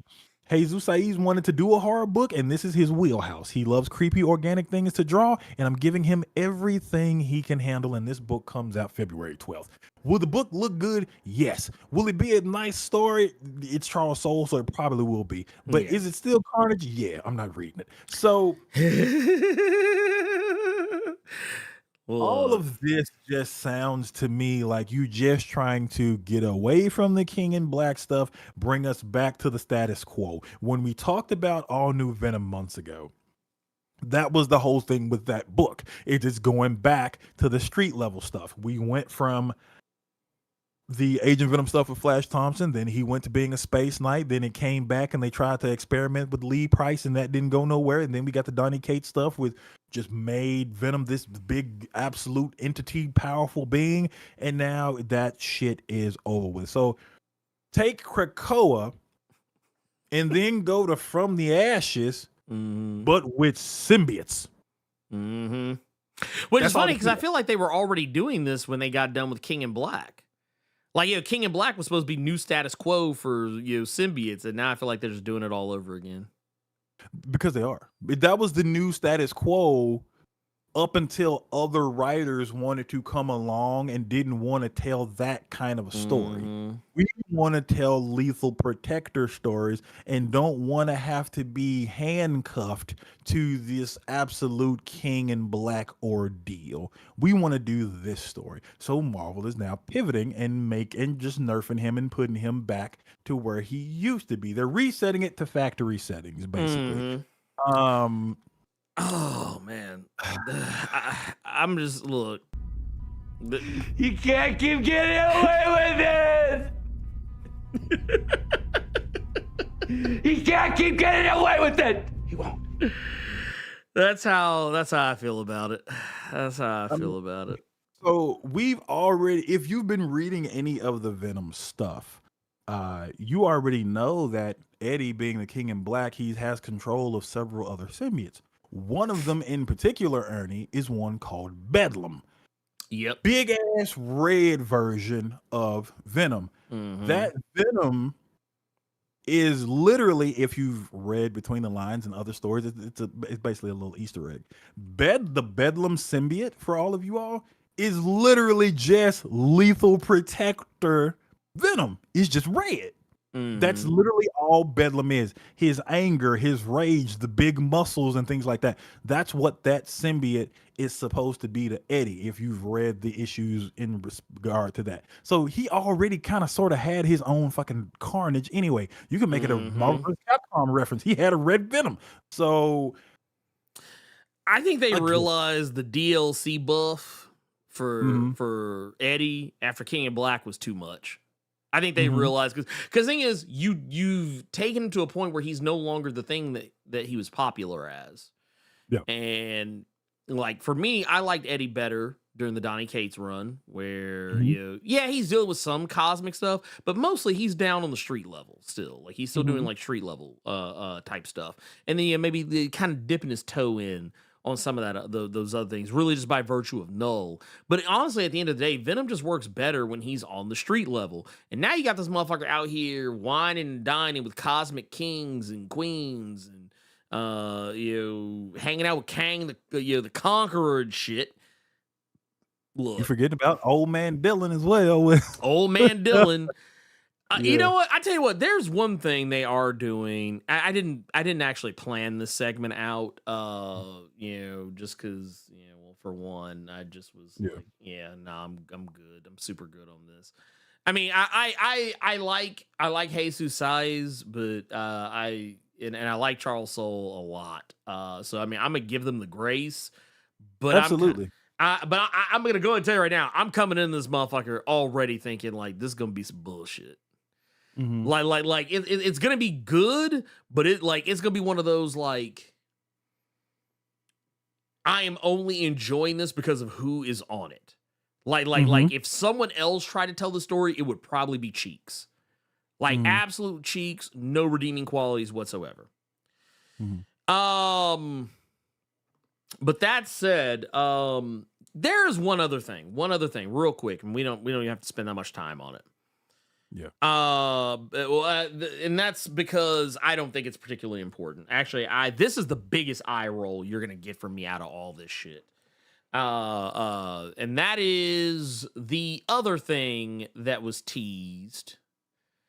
And that is the next crossover coming out in 2025. The next Spidey crossover, and it's going to be Spider-Verse versus Venomverse. Now comes the part where we throw our heads back and laugh. Ready? Ready! That's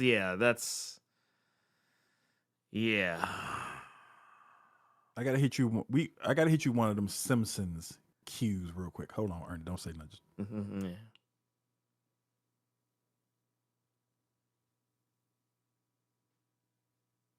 Okay. Gotta hit you one of just long silences, and then just somebody just randomly cough, because that shit just completely fell flat. Like, look, motherfuckers are just like, no, sir, I don't like it. it ain't hidden. It ain't no. It's at the point now where, like, we know what y'all trying to do by putting Spider-Verse in it. People know the difference now. People know the difference. We don't give a damn if you put in versus somebody. We know this is not going to have a lot to do with Miles. That's who y'all really trying to get. Spider-Verse. And then they gonna grab that shit about bruh.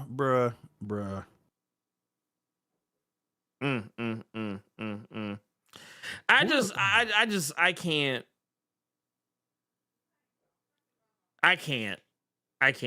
can't with this. This is some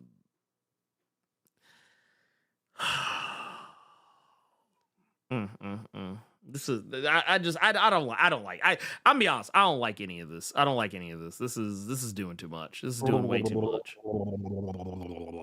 This shit is this shit is dumb. This is dumb. Like you know what? Honestly, like yeah, no, they got to get one of these. I have seen everything that has ever happened, ever will happen, ever could happen, and yet, what the hell is this? Like there was one that came out this week talking about the Spider-Verse, the Spider Society, and shit like that. This horse has been dead for years, and y'all are still putting a saddle on it. Man, look, I'm gonna tell you right now. Look.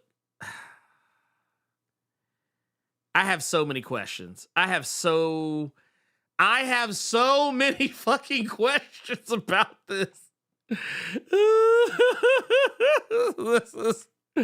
I have so many questions that I don't understand. I don't know why.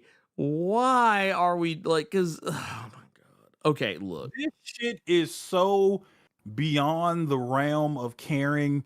Gearless Mo don't even want to help him out, and he help out everybody. No, Gearless said no, not today. Okay. Not today. You know what? Thank you, Don Heim, for the $2 saying that bigger than God's.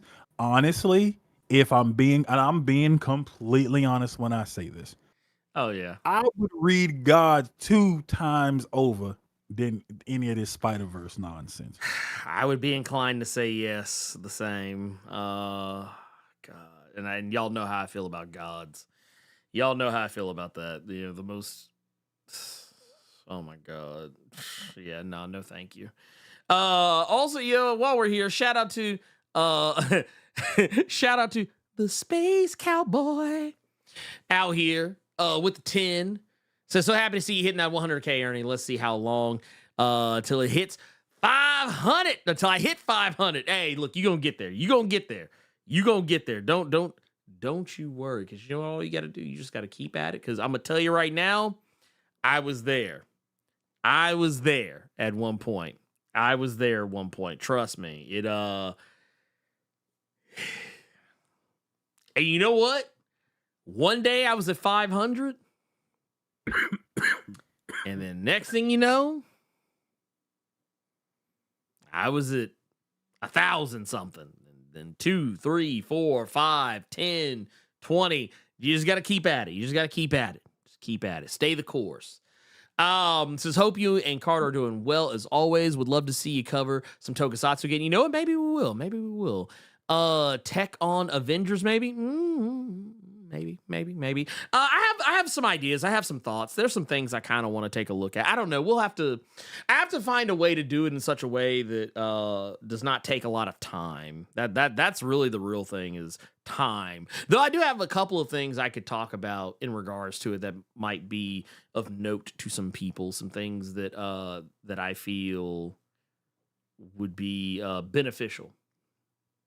So we'll be taking a peek.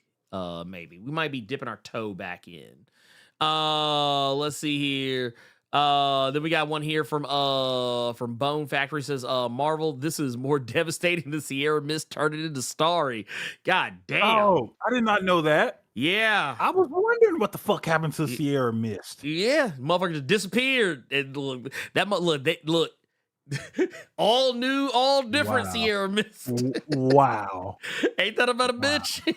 Ain't that about a bitch? And before this last super chat here from Gearless Mo, he put a penny on it for the full $100.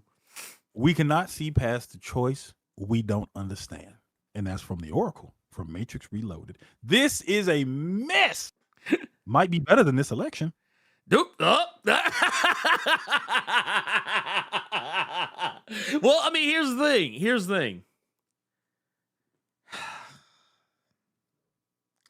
I always want to believe that the people in charge of making these decisions know more than me. Like, I always want to believe these people are in these positions of power because they know better. But here's the problem. These people will put some shit out that is some hot doo-doo water and not take the appropriate L when the doo-doo water is called for what it is. Like, because I'm going to tell you right now, and I want to be wrong, but this is probably going to be the general consensus. I think this will be the general consensus when this shit comes out. Reviewers are calling it everything from shit to fucking shit. That is going to be the general consensus I think you can expect. Yeah. When that comes out. It's one of those cases where you thought it was a poot, but it was something much worse. Mm-hmm. You sharted. Like my granny used to say, you thought like lit, thought you pissed, but you shit. So there you go. There you have it. There you have it. What the fuck are you recommending this week? Wait, is it my turn to recommend this week? I thought it was yours. Oh, is it? Okay, cool. I don't remember who recommended last week. You know what? I think it was you. I remember. You know what? It was me this week because I almost did it while I was driving. My recommendation this week is really easy, really quick. Do something nice for yourselves. And the reason that I say that is because you've already done something nice for Ernie. You've already done something nice for me. You've already done something nice for Robo. Just by supporting this. Because when you're supporting him, you're supporting us because you love us. It's a family affair almost. Like Ernie always likes to like make me take into account that it's not all just him. It's me. It's Robo. It's everybody. We're all doing this with him together. And by supporting him, you're supporting us. So because you all have done these great things for us, and I feel like a lot of y'all asses won't take the time to do something for you because y'all got several other things that you all are trying to do all the time. And I feel you and I get it.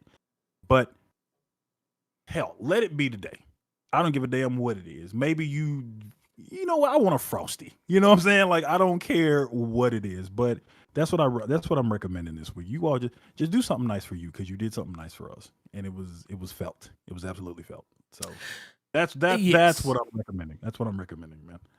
And you know what? I second that 100% because we don't do enough for ourselves enough. Mm-hmm. Sometimes you got to treat yourself. Sometimes you got to treat yourself. And I will say this as far as because you saying that earlier made me think about something. I actually went back.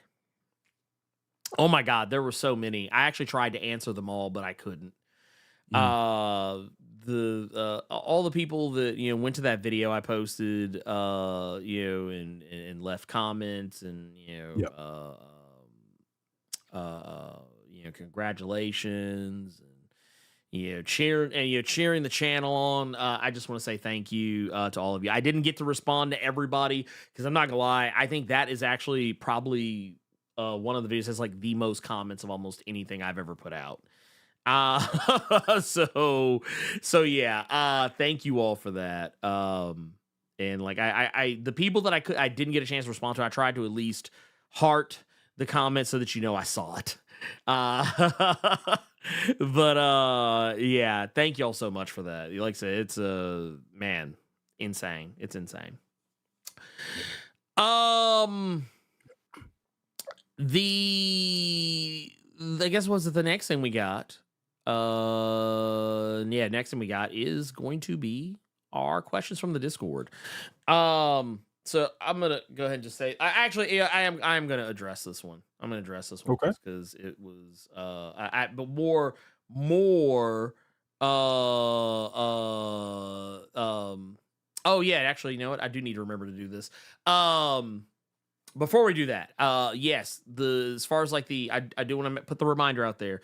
Do not forget this coming Saturday, next Saturday, Blerd Cave 279. We are going to be doing the free console giveaway. Do not forget, there will be not just the one thing, there will also be other prizes. We are also going to be giving away some stuff this Thursday as well on Nerds of Culture to celebrate the 100K. So like you got multiple opportunities to potentially win something. And I haven't figured out fully what all because there's honestly there's a lot. There's a lot. But I'll be giving away all kinds of things. So just keep it locked, and who knows?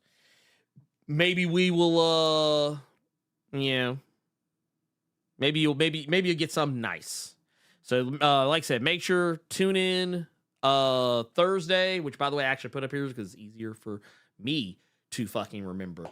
Thursday, 7 p.m. Eastern, 4 p.m. Pacific. Saturday, 1 p.m. Eastern, 10 a.m. Pacific. Make sure you tune in. We will be live and all that good stuff.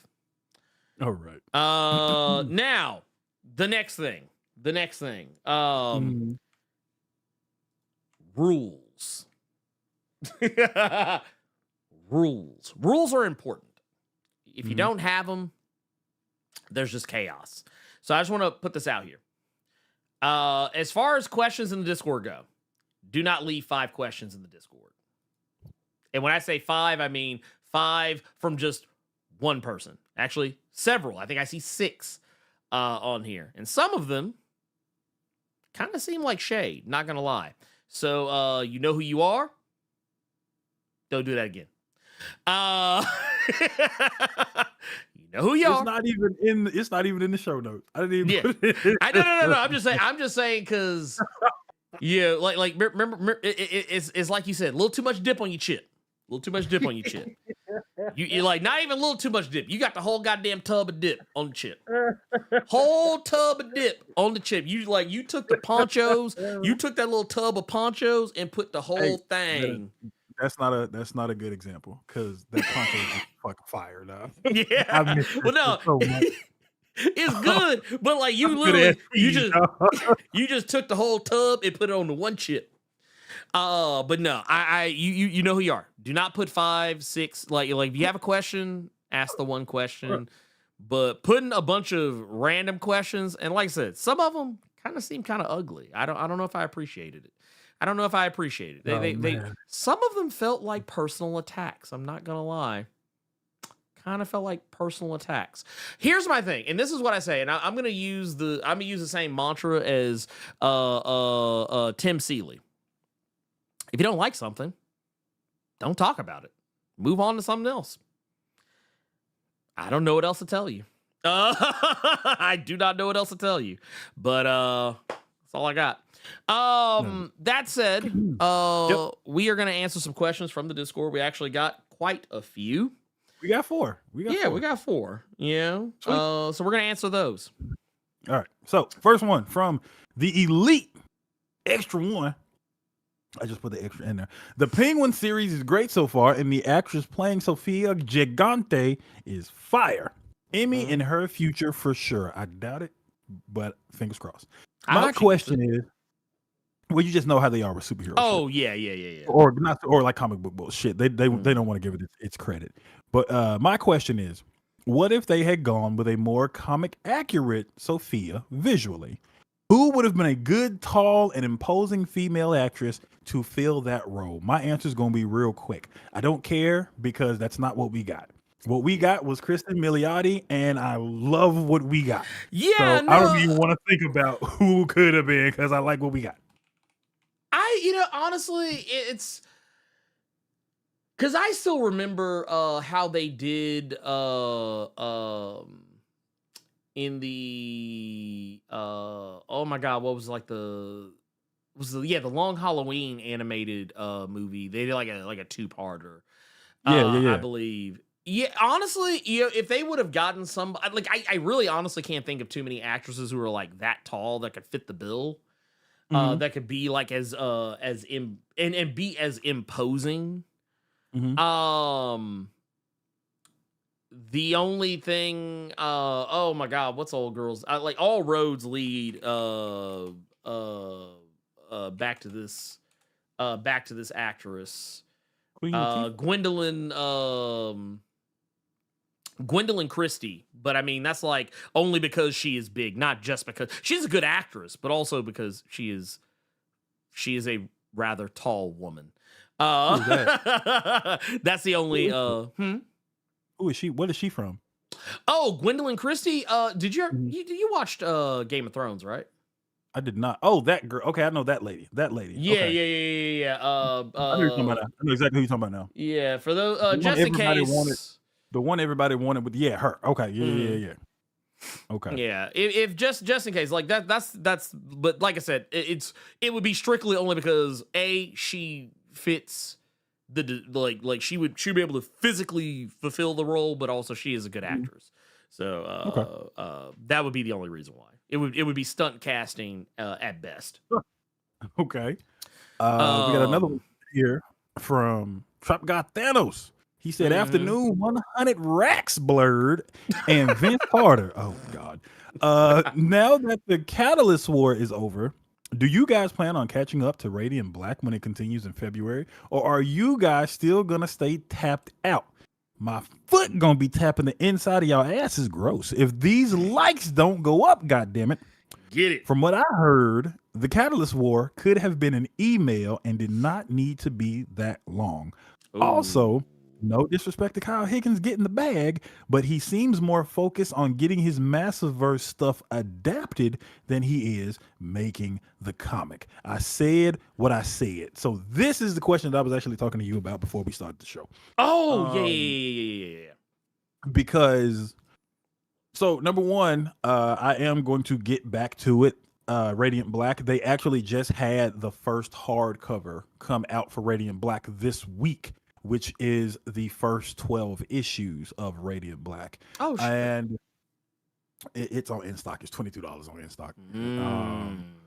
It's dangerous. The reason I wanted to talk to you about it was because in a Kyle Higgins interview, I was because he said that he had been wanting to do a hardcover for Radiant Black for some time, and I thought it was a little bit surprising because it was only the first 12 issues and not 15, since the Catalyst War ended with like issue 30 or 30.5 or however the fuck they were doing. But what he let be known was the fact that hardcovers, Image doesn't foot the bill on the hardcovers. The creators do. Oh, wow. I did not know that. So that actually put into perspective when you and me were pissed about Wicked and Divine. How upset I was with fucking Die just coming and going. And several other books like that from Image that either don't get one or they do. It's because the creators themselves have to foot the bill on that. So that's probably why that Wicked and Divine compendium is just a compendium trade. It's not a hardcover because those are going to be more costly, stuff like that. So when you put it like that, I am like more generous now to the because like I said, that is something I didn't know that before. So now knowing that, it's like, okay, I get why they. So basically, when what's a good example right here? So like. Case in point, I'm pulling out a couple of different books here, but Why This Paper Girls is not a hardcover. It's just like a compendium. Like it's literally just a big ass floppy. And why this? Yeah, so basically what this tells me is so Robert Kirkman foot the bill. Kirkman and Bread. Yeah. Robert Kirkman and Chris Samney footed the bread for this. Which means for these, Brian K. Vaughan would have had to foot the bill. Brian K. Vaughan, was it Cliff Chang They would have had to foot the bill for this to be a hardcover. But what also makes it crazy is like I can't even be mad at Brian K. Vaughan because you know what he did? He footed the bill for the Deadly Class. Yeah. Hardcovers and the Saga covers, which you know, and now I feel even differently now about the Revival situation. Yeah. Because that's also it's really making me think about a lot. Because when Kyle said that, like, he had been wanting to do the hardcover for some time, but he's the one that had to put the money up for it. It made a lot more sense as to why, like, Boom and all these other places do those fucking Kickstarters now. It's starting to click. Now we're starting to click, and I'm like, right, goodness. But dude, that's insane, though. Right? And it makes sense why they're limited. Why, like, when they're gone, they're gone. Like now, you just put me on because I have a completely different opinion now about so many things. Because and what even made me look that stuff up is I have one more trade to get of Southern Bastards, and then I'll have that entire 20 issues. But I was reading it, and when I saw what Kyle Higgins said, I thought about the book 2 that was supposed to come out of Southern Bastards. It's supposed to be 2 hardcovers. I have the first one. The second one was supposed to be the second half of the story, and that was supposed to come out like 2 years ago or 3 years ago, and it just never came out. And that was because of the allegations that were coming out about sexual misconduct with the artist Jason Latour. And I'm thinking, like, damn, that book was supposed to drop, so it was already done. So I can't imagine how tight Jason Aaron ass was if he had to put the bill up for those hardcovers and they just didn't drop because of your artist not keeping his fucking hands to himself. But that's messed up. So just to get back to the question, yes, I do plan on getting back to Radiant Black, and apparently one of the reasons that the Catalyst War thing even happened was apparently, now I don't know how true you might call bullshit. The vote that Kyle Higgins gave to the fans of who needs to be Radiant Black apparently was just way too close. So that's one reason why the Catalyst War happened. It was way too close. I don't know how much you gonna believe it. I don't believe it. I don't believe it. I think motherfucker wanted to have his cake and eat it too. I think that's what that was. But look, look. All I can do is take Kyle at his word. That's all I can do. Yeah. I cast my vote, and that's all I can say. Somebody who we also have to take to their word is Qdoma, and he's saying happy Saturday to you and Carter. My question to you both is, what are the 2 most interesting horror villains that are kind of broken in their movies? Oh man, that's an easy one. Well, for one, I just recently rewatched Terrifier 3. Art the Clown is busted. I thought 3 was the one coming out. It did. It's on VOD now. It had a limited release in theaters. It made a lot of money, and they got the fuck on out. Oh no, I thought that was the one that I had seen ads for, where it's supposed to be coming out like this year or something. Because I remember there was a popcorn bucket. I told you if you wanted me to keep my eye. That was. It came out in theaters. Okay. Actually, I went to go see it. I went to go see it in theaters last week or the week before. But I say Terrifier just because Art the Clown is technically just a regular ass slasher, but like he is just the dude's body count is kind of undefeated right now. Dude's body count is a little sky high in my opinion, because that dude don't care. What I love about it is the fact that you got guys like Jason, Freddy, and you got the Ghostface, which Mask or whatever.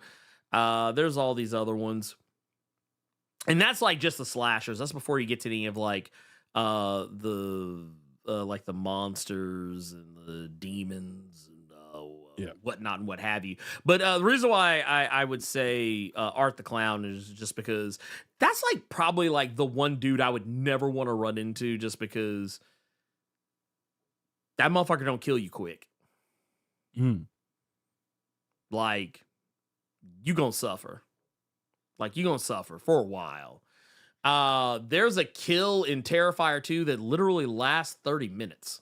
So, yeah. Or I don't think it's 30 minutes. It's actually closer to 15, but it feels like 30 minutes.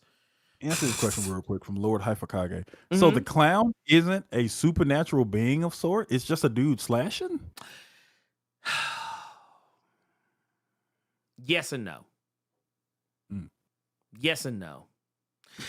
Sorry about that. There you go. Yes and no. That's without giving away a lot. Yeah, basically. Yeah, a little bit of both. I saw you look up like that. It's like he trying to say some shit without spoiling some shit. That's but that motherfucker is dastardly. I'll put it like this. That man literally cut a girl's arm off, put a cheese grater on, like was rubbing a cheese grater against all her skin, took a whole thing of salt and was just pouring it all over her body and shit and rubbing it in, pouring acid on people and like plucking their eyes out. Like, and it's like literally just to like the one person. It's like, the fuck. Last question from Discord. Jesus. Yeah. Well, you remember that's the same. This is the same. Do you remember that scene? I remember the one. The one. Yeah. That's why. By the way, Terrifier 3. They topped that one. I'm good. They topped it. Last question here from the Discord is from the homie Mel. That shit made my skin crawl. From the tuna to the Ruda. Yeah, he did. Yes, he did. The homie Melvin saying, Blerd Narnia. Ooh. How was your part of the land this afternoon? He said, this is a simple question, nothing big. You guys were talking earlier about black and white comics. Ooh. What are some of your favorite black and white comics, and which ones do you want on your shelves? Congratulations on the 100,000 fellowship, and I'm proud to be a part of this community. Keep it going and keep on growing. Man, love to see it. Black and white. Well, there is one particular one. It's an easy get because I mean it just recently came out, but it's one I plan to add to my collection. Is Sirens of the City. That's a really good book. I did a video about it. Really good book, solid story.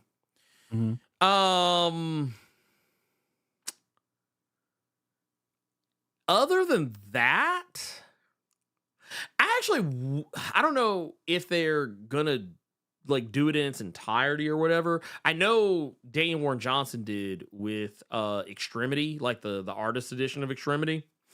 But like I actually kind of wish more studios would put more of their stuff out like in just like the inks, just like, you know, none of the color added, just because I think it would be really cool. I'm trying to think of another black and white.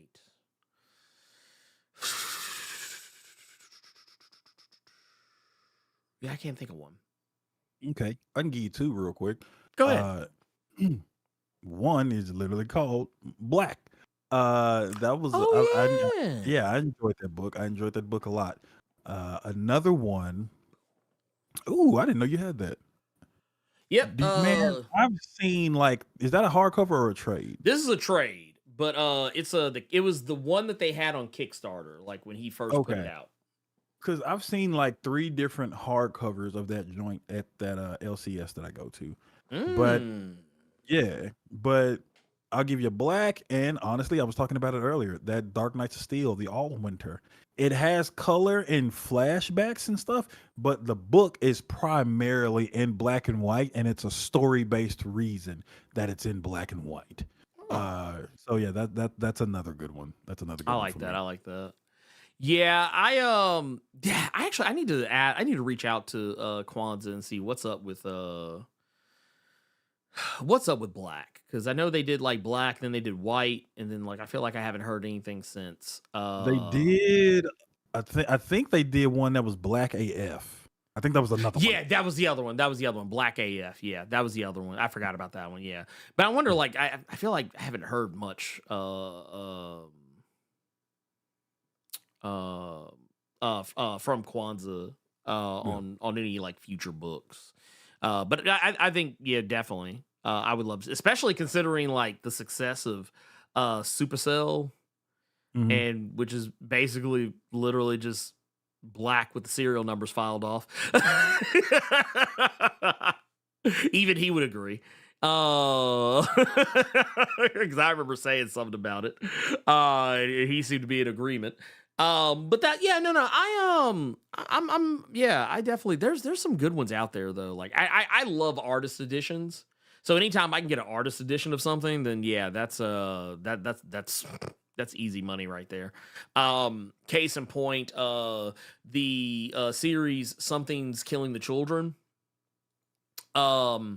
They have to my understanding, I don't know I don't know if they've done like a whole heap of a lot of them. But they have done some artist editions of them.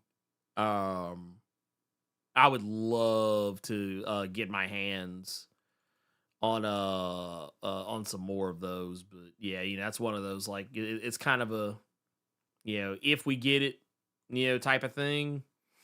But yeah, man, I love stuff like that. That's a fast way to get a few bucks out of me, is if you have an artist edition of something. It doesn't matter if I've read it a million times. If I see an artist edition, I'll probably end up buying it. I'm going, yep, totally gonna get it, because I love seeing that sort of stuff. I love seeing like when we were looking at just a moment ago, or say just a moment ago, a little while ago, we were looking at the Batman stuff. Dude, there is something about being able to just look at shit like this. Like this is like candy to me. This is candy to me. Yeah. Like I see this shit and I'm like, ooh, okay, I see how he did this. Or, oh, okay, yeah, I see how he's got, oh, man, yeah, I'm kind of seeing his line work, and, oh, okay, yeah, I see how he's, like, okay, I have to share this here. I'm going to pull this up a little bit differently just so you can kind of see, but I'm going to zoom this in. So, like, being able to look at how, like, just like right here where he's going up and down with the pencil, like, just shading in, even seeing, like, just even being able to see, like, where the pencil goes up and stops and comes back down and goes back up again. Even seeing that shit is like I'm looking at it, I'm analyzing, be like, okay, yeah, okay, so he's doing it like this. Okay, like that's my head. Like I like y'all know, like what was it in My Hero Academia? Yeah, very early on, Deku had his little notebook of like factoids about heroes, and he would always be like writing stuff down, taking notes of. That's me when I look at these artist editions, like, okay, all right, yeah, this is how he did that. Okay, yeah. Are you still trying to get the Daniel Warren Johnson Extremity? That one? Are you still trying to get that? Yeah, you know what it is? I kind of tried to wipe it from my memory because I knew that I was going to just lose my goddamn mind on it. And but yeah, pretty much, yeah. Okay. Like even I even here, I'll show this off. I can show this. When we did the Dynamite claim sale, I actually got this. It's a John Romita Jr. This is the thumbnail. I forget for which cover, but it was an issue of Black Panther. But like basically, for those who don't know how comics work, like I'll give you a little inside baseball. When an artist is plotting something out, they will typically draw what is called a thumbnail. This is a thumbnail. It's a very incredibly rough sketch.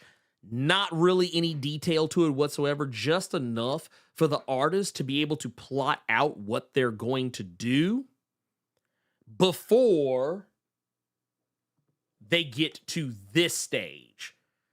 And this is just like this is just the pencils. Like this is the pencil phase. Like and then once you go from there, once you you get to this point, then you go into the inks. Then you go into the color. So like this is the stage before that. So yeah. But yes, thumbnails are typically small, but this is because this is for a cover. That's why this is as big as it is. This is for a cover. That's why it's as big as it is. But typically when you do a thumbnail, like, I thought I had my book somewhere nearby. I don't think I do. Oh yeah, actually I do. I'm gonna knock a whole bunch of shit over. It'll be okay. But I have in here, I think I did some thumbnails in this. Did I do some thumbnails in this sketchbook? I don't remember if I did or not. Actually, this isn't even the right. Oh, nope. Yeah, it is. Yeah, it is. Yeah, it is. So, like, what I did, usually they're smaller, but I did mine in a big-ass book. But I did, like, this is one that I did, where, like, it's basically just a way to tell where you want shit to go, and you maybe can kind of plot out, like, lettering if you want to, but, like, you just kind of look at it, and you just go, okay, yeah, I want this here, I want that there. You're never really going for, like, you're never going for detail. You're going for, like, you're basically going for logistics, is what you're going for. But every artist, I don't care who it is. Yes, Mutep, that's exactly what it is. It was actually for a thumbnail for the second issue. But I'm not drawing it, so that thumbnail will change, most likely. Quinn is getting down on that as we speak. We literally just kind of got started on that. But yeah. It says still one. It was a good gift idea for 100K. You know what, honestly? I'm gonna think on it. I do still want it, but like, you know, we'll see. I have some stuff. I'm not gonna lie. There were a few things I picked up. Yeah. I showed these to Carter. I don't know if I showed these to y'all. I'm keeping these. Y'all ain't getting these motherfuckers. I'm just telling y'all that right now. But I did get these. So I have a CGC Spider-Punk #1, 9.8. Doom #1, 9.8. Transformers 9.8. And then yeah, I'll probably send these off after. I wanted to get them signed and then send them off again, but we'll see what happens. But yeah, I'll probably give away some. We'll see. I have another. Actually, no. I tell you what. I might let that one go because I should have another one coming before too long. That should be like a Daredevil one. So we'll see how that goes. How much would I bet that protective case is bulletproof? Hey, look, it better be, goddammit. It better be, goddammit. Let's see here. Was that our? Oh, and you know what? Here we actually got some stuff on the Streamlabs side and in Super Chat. So let's take a look at those right quick. Actually, let's go see what Jazz hooked us up with. We got Jazz over here hitting us with that 1999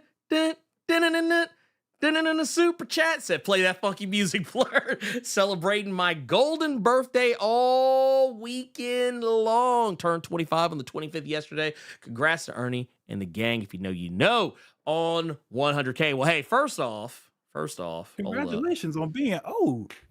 Nah. Little shit, we old. Whoa. See how niggas try to group you together so they don't feel bad? He said, whoa. I'm just saying. Whoa. I'm just saying. Hey, yo. But no, we got to hook Jazz up with this. We gotta drop the bomb for Jazz. Happy birthday. I hope that you are celebrating all weekend. Do your thing. And yeah, thank you for the love. But yeah, that, like I said, woo, man, dude, I missed my 25th birthday. Shit was great. Shit was fantastic. God, time brought about a change. Yes, it says at 25 celebrate all year long. Goddamn right. You goddamn right. Shit. So look, celebrate year round. That boy said put Jasmine in that old Dyer's oil. Oh no, not the 100-year grease. No. I tell you what, man. We were actually in the downtown area the other day. I slick almost wanted to go to Dyer's and get some of that 100-year grease. God that damn, 100-year boy grease said burger. put Jasmine in there. She'll be a chocolate version of the man things. Ooh. Damn. We're gonna see Jazz on Thunderbolts next week. No, not like this. This would be christened with the oil. Nah, we can't do it like that. Can't do it like that. Yuck. Here we got us we got a super chat here from Bryce Smith. Says congrats on the 100K. I'm glad to be about the cave. Do you think YouTube will give you a second button for Carter so he can charge appearance fees? I don't know if they'll do it. And actually, I did learn something. You actually have to send off for the button. So I will have to find out when I will actually see if they will let me. But I have a feeling that because something that me and Robo were actually talking about the other day, something that he Carter, you put me on game about hardcovers at Image Comics. Robo put me on game about them little stars they got on the Hollywood Walk of Fame. I don't know why I thought this, but apparently in my mind, I just believed that, the Hollywood Walk of Fame, this is something that Hollywood just does. Like, they just do the thing, like, and maybe it's in the city budget or some shit. They'd be like, all right, look, we got to get this motherfucker, that motherfucker, that motherfucker, and that motherfucker. No, actually, not the case. Not the case at all. The people who get those stars voted technically have to pay for them. Oh, I thought they were voted in like some group. No. They had a group of motherfuckers. Okay. I mean that probably is the case, but this is something like the actors. Yeah, it says the actors union. Yeah, basically, but for all intents and purposes, the city ain't paying for that shit. Like somebody else got to foot that bill. To be downtown. Do you know the motherfuckers that walking over your star on a daily basis? You know how many tarnished, then slept and peed and pooped and slept again on your star? Yeah, basically, it's a little bit of all the above. I think you do technically have to be nominated, I believe, but you do also have a sponsor that pays. And I'm pretty sure in some rare cases somebody probably does pay for their own or whatever. But like typically that is what it is. Which is wild to me. So I don't know how the whole play button thing works, but I'm gonna look into it, see what they say, and then we'll go from there. I bet not. Y'all would stress me out in unison. I bet not. Bruh. Well, you see, the reason why I'm happy about not just because it's the accolade, the milestone, but you know what it also means? It means that I can command more money for appearances. Should I choose to? Because You, not me. I mean, technically, you can charge too. You can be like, "Hey, look, I'm part of this shit." Look, let me tell you something. If I found out that Carter was going to like L.A. Comic-Con, San Diego Comic-Con, and charging a rack for to do like a speaking appearance or be a guest, I'm not gonna lie. I would even hold it against somebody. Like, man, get your bag. I'd be like, man, get your bag, get your paper. I would not even hate on that. I would be like, you know what? You goddamn right. I the only thing I would do, I would be like, well, shit, motherfucker, you could have asked for two. You could ask for two. That's all I would have said. I'd be like, like if someone called me and said, hey, Blerd, did you hear that? I don't know if Carter told you about this. He's doing appearances across the country at cons and making thousands of dollars. I'd be like, good. Good. Go right ahead. I'd be like, shit, how much are they paying him? They need triple it.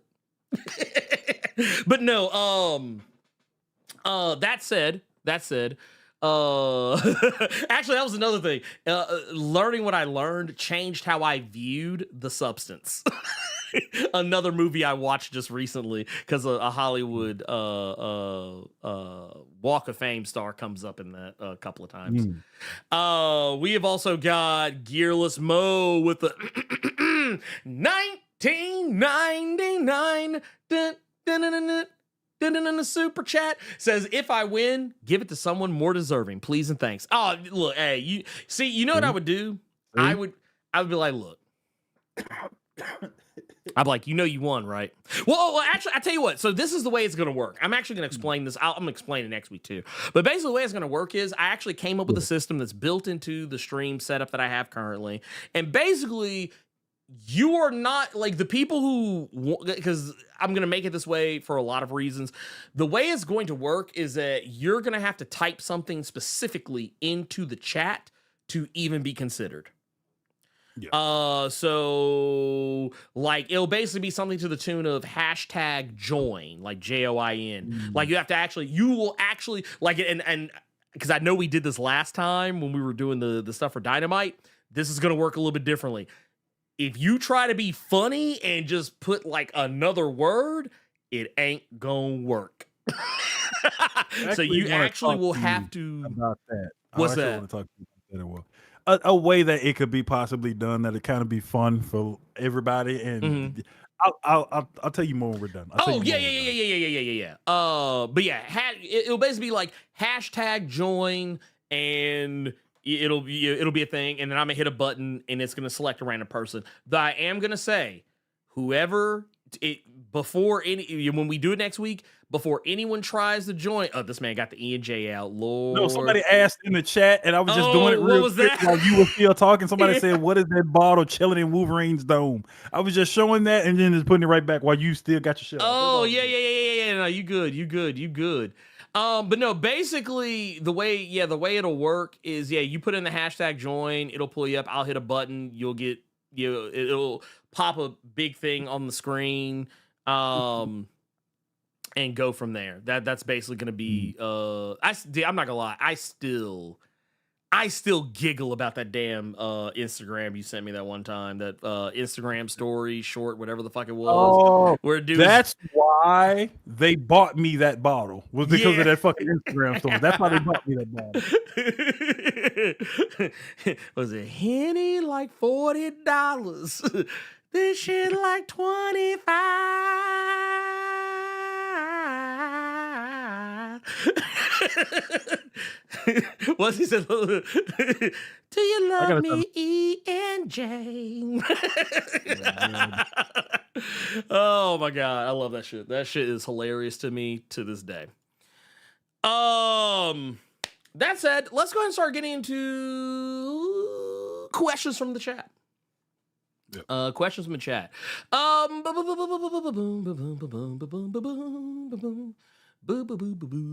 Dude, could you imagine? Dude,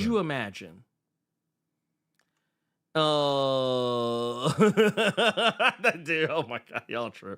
Blerd went from 5 EBT bucks to 5,000 cash. You goddamn right. Jeez. Actually, that was something that's funny. Also, I want to give shout out to real quick. I know I'm kind of delaying, but yeah, I guess some part of me actually does want this to drag on forever. But no, I just want to say real quick to all the people that outside of the normal spectrum of things, Rob, Comics Explained, Sal from Comic Pop, shout out to Drake from Comic Drake and Trailer Drake, because they were out there putting genuine respect on my name, especially Comic Drake was out there like putting the cape on for your boy, helping spread the word about the channel. Cape Joel and Owen Likes Comics, shout out to all of them. Shout out to the Black Comic Lords out here, Black Comic Lords fam, for having you boys back. Also, man, shout out to a friend of the channel, Dennis Cowan, who sent me congratulations on Threads. Yesterday or the day before, which was just wild to me. I never thought I'd get a congratulatory message from legendary artist Dennis Cowan. And also shout out to Nick Barucci and all the people at the Dynamite entertainment office who were like literally, quite literally, some of the first people to reach out and send congratulations. And all the people who, who hit me up, whether it was by DMs, personal or otherwise. Shout out to all of y'all. Shout out to everybody in the chat. I just want to say, I want to make sure it doesn't go unsaid. All the people that, really just, made it all possible. So, yeah. And I found the video. I sent it to you. Oh, but yeah, God damn it. Let's get into these fucking, man. God damn. Dude. I just sent it. Oh my God. I'm gonna have to like rip it off of Instagram and like just keep it. Oh, I sent you a YouTube link. Oh, my man. That's what I'm talking about. Yeah. I'm gonna rip that shit too, though. I'm gonna throw that shit in my little video downloader and just watch it in perpetuity. Let's get the question. And then we're gonna get these questions. We have got. Let's see what we got. I have pinned 2 already. So if there's any older, I did not see them. So you might, if your question, if you are not Bill 930505 or Sprite Lee, and you put a question in before them, you might want to re-put it in because I did not see it. So first and foremost, we're gonna hit Bill. We're gonna hit Bill right quick. This question: have you heard about the announcement for the Storm Life Dream #1 for Black History Month as we prepare for her 50th anniversary, which is next year. Like I said, Wolverine turned 50 this year. Storm turns 50 next year, which is crazy. A lot of names contributing, and grab that Wernick variant cover. Yeah, that is definitely going to be picked up. Yeah, I have heard about it. I'm excited for it. I heard that it is also going to be uplifting a lot of other Black characters outside of Storm, is what I heard about it. Carter, did you hear about the Life Dream? I did not. Yeah, it looks good. It looks good. Here, I'm gonna pull it up so that y'all can see it in case you have not. But yeah, that was here, let's see. There it is. Yeah, actually, can I pull up both of these? Yeah, I'm gonna try and pull up both of these. I want to find a better quality version of that. Actually, I love this shot right here. This shot is fantastic. Okay, can we get okay, that's a much better quality version of that picture. We're gonna get that one. And let me get that Wernick. Can I get that Wernick cover? Oh, they don't have it in a good. Let me see. Can we get that in a better quality? Okay, there we go. Now we're cooking. Okay, so this is it right here. This is the cover, but you can see right here. You look at these names on here. It's gonna be a lot of people. Cover looks fantastic. I didn't know it was gonna be a Marvel Voices special, but that's also really cool in and of itself. This is the Wernick cover right here. I'm hoping that Murray was going to have some love on this one. I'm hoping. I'm sure that he will, but I'm hoping. Always want to hope that we get a little bit of that on there. But yeah, I'm in. I'm down. I'm 100% down for this. Like I said, huge. This is a Storm Stan account, so I mean, you already know. Y'all know what time it is. Y'all know how we do.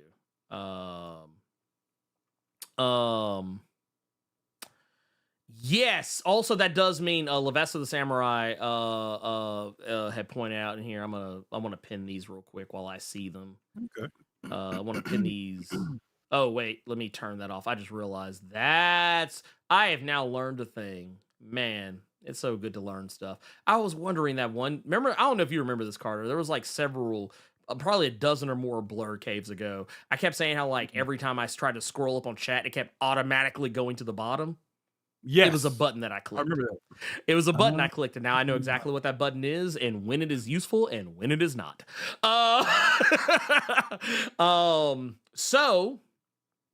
One thing right here, real quick, I just want to highlight Levesso Samurai says, does that mean the rest of the old giant size X-Men roster is turning 52? Yes, for the most part, because to my understanding, so here, let's pull this out. Giant size X-Men Wolverine already had his 50th, but a lot of these other characters, this is their first appearance. So that means next year, not only is Storm turning 50, but so too are characters like Nightcrawler, Warpath, and Colossus. I think I want to say Sunfire as well. I might be misremembering, but yeah, this is very likely. I think Banshee might have already been a thing. I think I could be wrong. I'm open to being wrong. I'm very open to the possibility of being wrong on that one. I feel like Banshee was already a thing at Marvel. Here, why live in ignorance? Yeah, Banshee was already in Marvel. His first appearance was X-Men 28. So that was a good long while. Oh, and no, it would not be Sunfire's first appearance. But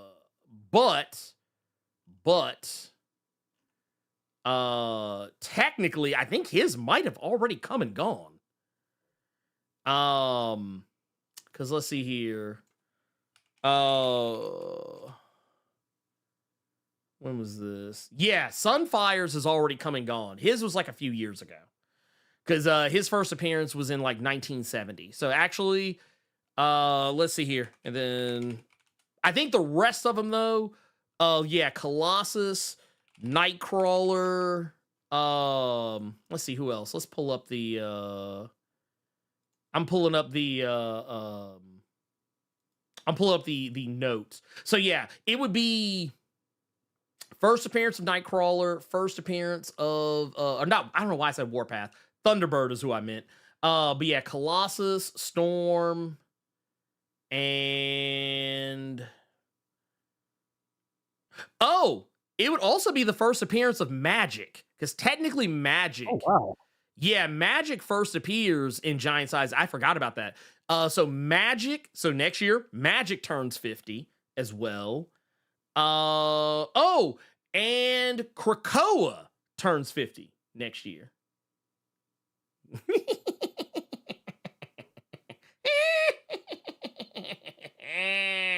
Anyway, so yeah, the trick with Magic though is that she is not mentioned by name in Giant Size X-Men #1. She's not mentioned by name, but that is her first appearance. That is her first appearance. I'm looking to see who else, if there's anything else. Any other first appearances? No.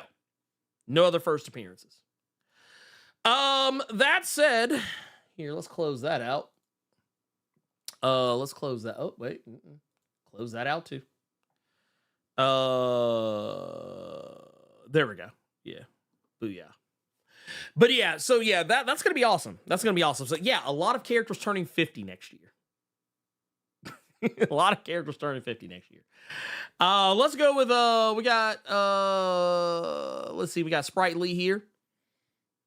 But the question is, why do you think that in Deadpool and Wolverine they didn't make this Logan's background Old Man Logan? I mean, let's be real, they kind of piggyback the story, or am I tripping? So I think the reason they didn't go Old Man Logan because they knew it would just be retreading ground they've already tread. You know, because that's kind of the whole thing is like, that was the fear everyone had with Deadpool and Wolverine, is that they were going to undo the events of Logan, and then they had that whole sequence at the beginning that basically let you know, no, he's dead. That Wolverine is gone.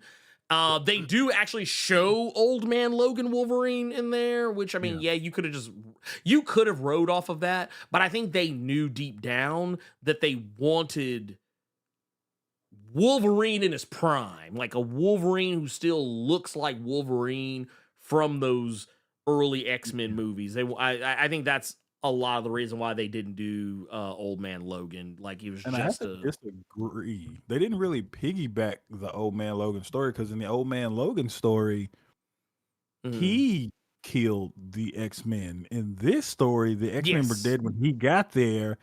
This Wolverine just proceeded to kill everybody. Yeah. He just lost his goddamn mind. Yeah, he just lost his mind with grief, and the Avengers and them had to pay for that. So yeah, I would disagree. It wouldn't.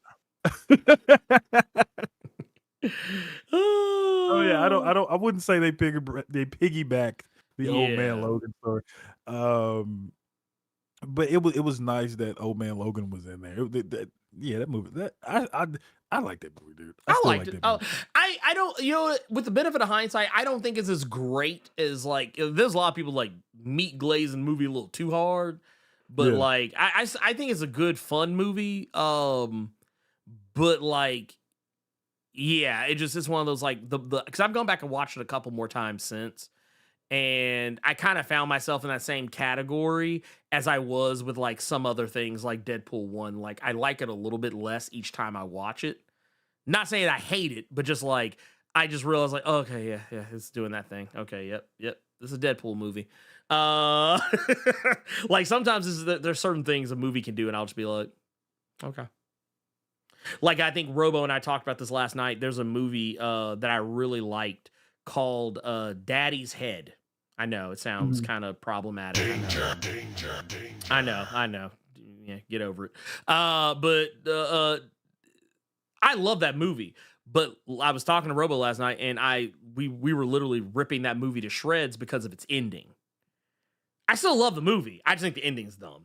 The like not even the ending, but the very last shot you see of the movie, I think is incredibly fucking dumb. This is the thing. Can't help it. Can't be helped.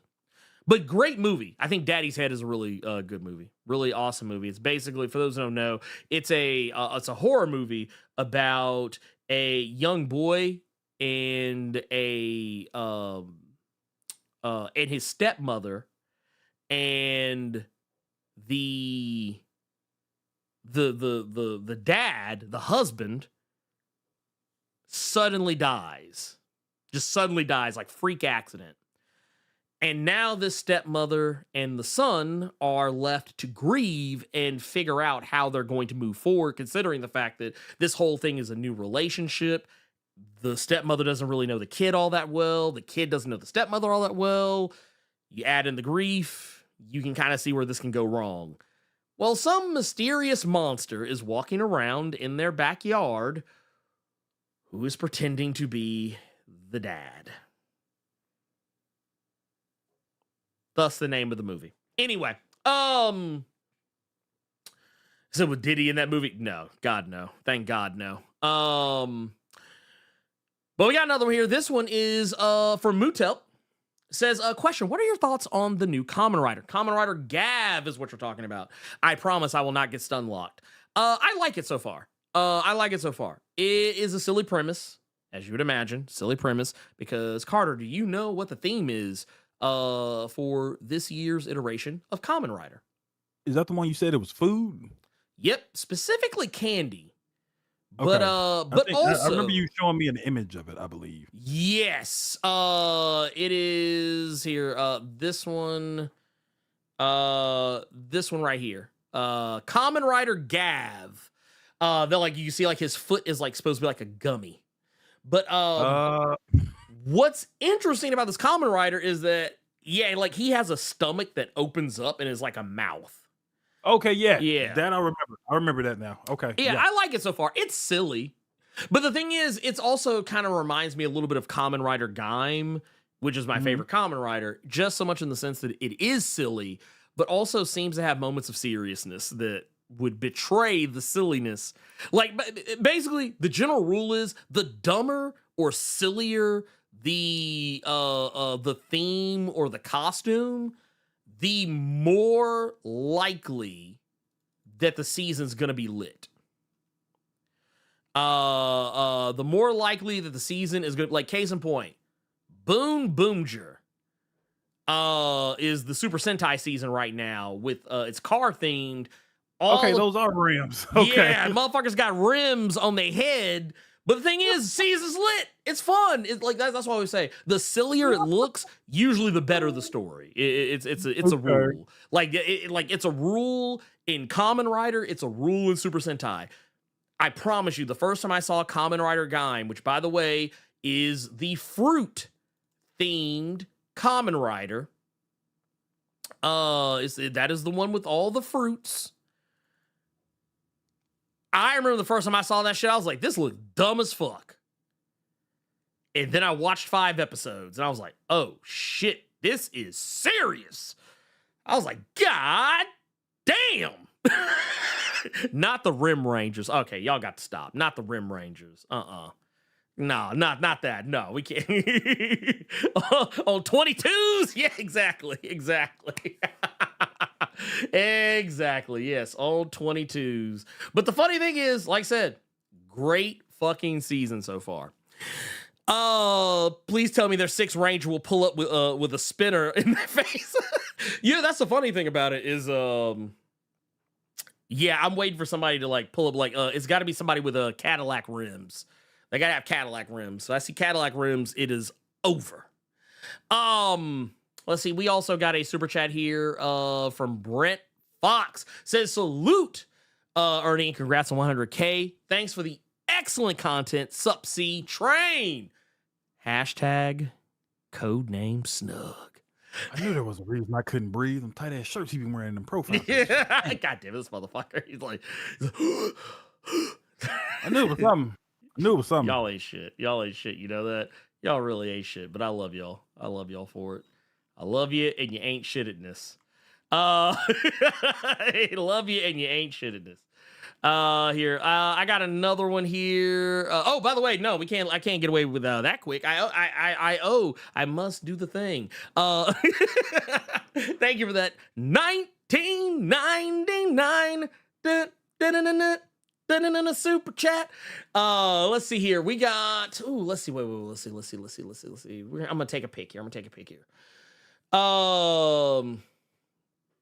Let's see here. Okay, here. We got one.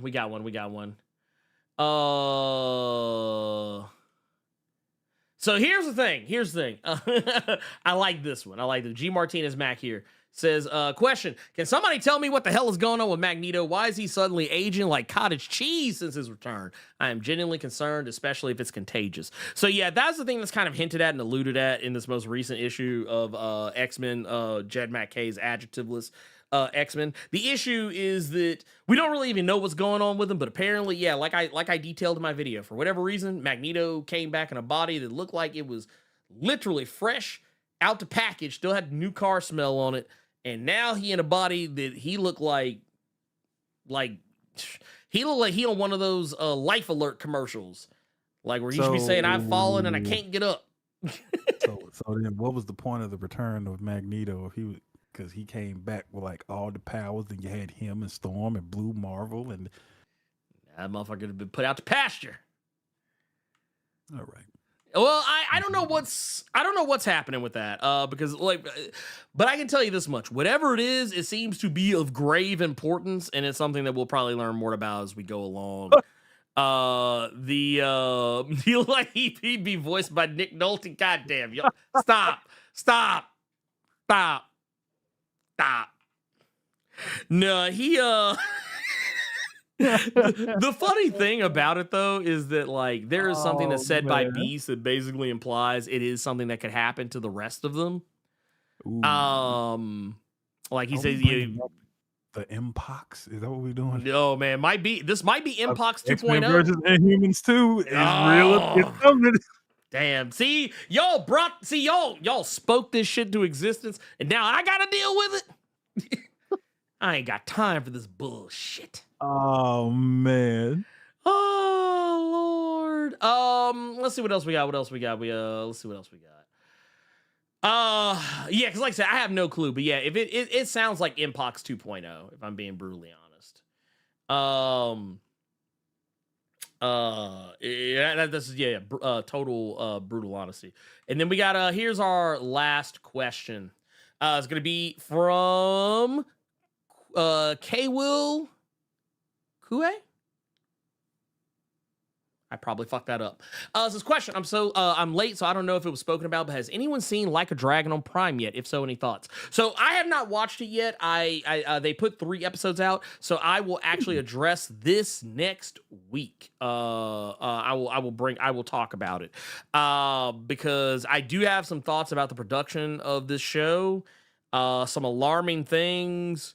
However, from the little bit of it I have seen, it does look like maybe crisis could be averted, but I will reserve judgment till I've watched at least the first 3 episodes. So you said next week. Is that next Thursday or next Saturday? Next Saturday, I'll talk about it. So it's I put it in the thing. So so yeah, if you want to watch, go right ahead. Sure. I'll answer this real quick. Was it John sort of said, Ernie, was that actually you in that Mystique video? Could have sworn your eyes turned yellow for a sec. Mind your business. Anyway. Why to do says question, has Ernie kept up with Loser Ranger? Yes, I have. Okay, so I actually stopped reading for a little bit. I needed to take a break because the story was starting to get real heavy. I think I stopped on volume 10. Or no, not volume 10. Not volume 10. Is it volume 10? Shit, I don't remember. Let me see. What was the most recent? Not the most. Here, what was it? Loser Ranger volume. Let's see. What was the most? Let's see here. I'm double checking myself before I say something erroneous. Okay, no, I was right. 10. Volume 10 is the last volume that I have read. Yeah, that's the last story that I have read. So yeah, but I'm still enjoying it. And I actually highly advise, like, if you are even the least bit a fan of Power Rangers or Super Sentai, highly advise you read Go Loser Ranger. It is really good. Carter, did you ever get a chance to check it out? I have not. If it's on the thing, I'll look in the. I got too much shit to watch, read, and play. I decided I'm gonna start with play first. So like, I have not finished Ultimate Alliance 3. I have not finished Tears of the Kingdom. I have not finished Persona 5. I have not finished Persona 4. Like, so I got to get there. But if you got Yakuza, in there, I might go ahead and cut that on after we're done with the show. Okay. So if you all want to watch it together, just go in the TV room. I'll be there literally when we're done. Yeah. If you, like I said, if you haven't read, I highly recommend Go Loser Ranger. I think the one that the first season of the anime, I'm trying to remember the exact placement. I think got to like volume 4 or 5 of the manga, which is pretty far because, like, dude, the anime was speed running that shit. It was like, oh no. Okay. It was like, oh no. He said, oh, this plot line. All right, there you go. This one. Like, I think that's good or bad? It's not bad. Okay. It's not bad, but man, it is quick. Like, I was like, because I was thinking like, oh shit. I was like, I got plenty of time to finish the manga. And by the time that they got to the end of the first season, I was like, shit, they damn near caught up on this motherfucker. Shit. Yeah. But yeah, it's good. It's really good. It's really good. That said, yeah, that's it. I think that's everything, Carter. Is that everything? Okay. I'm double checking myself. Yeah, that's everything. We answer questions, we answer super chats, we answer all that good stuff. So yeah, that said, yeah, thank you all for your time, your energy, for being here, and thank you, Carter, for being here, and all the amazing stuff that y'all have made happen. We hit 100K, y'all. We did it. Actually, yeah, I normally wouldn't do this, but I'm gonna do it. I'm gonna drop the bomb for all of us, like not just me, but for everybody. We did it, y'all. We did the thing. Good times. And you know what? We're only going up. We're only going up. It's all up from here.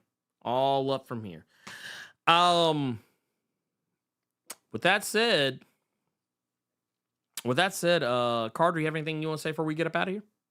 If you all want to watch Yakuza and have not watched Yakuza yet and got Yakuza in your system, just go to the TV room after you see To Be Continued on YouTube right now. I'll cut those first 3 episodes on. I'm looking at them now. So Bet. Well, that said, for everyone in the chat, the lurkers, the chatters, the super chatters, the stream labbers, for everyone on Twitch, Earth's Mightiest subscribers, Earth's Mightiest patrons, Blerd Club, for Carter Presents, I am the Blerd Without Fear. And Undertaker, you can go to hell. Bye!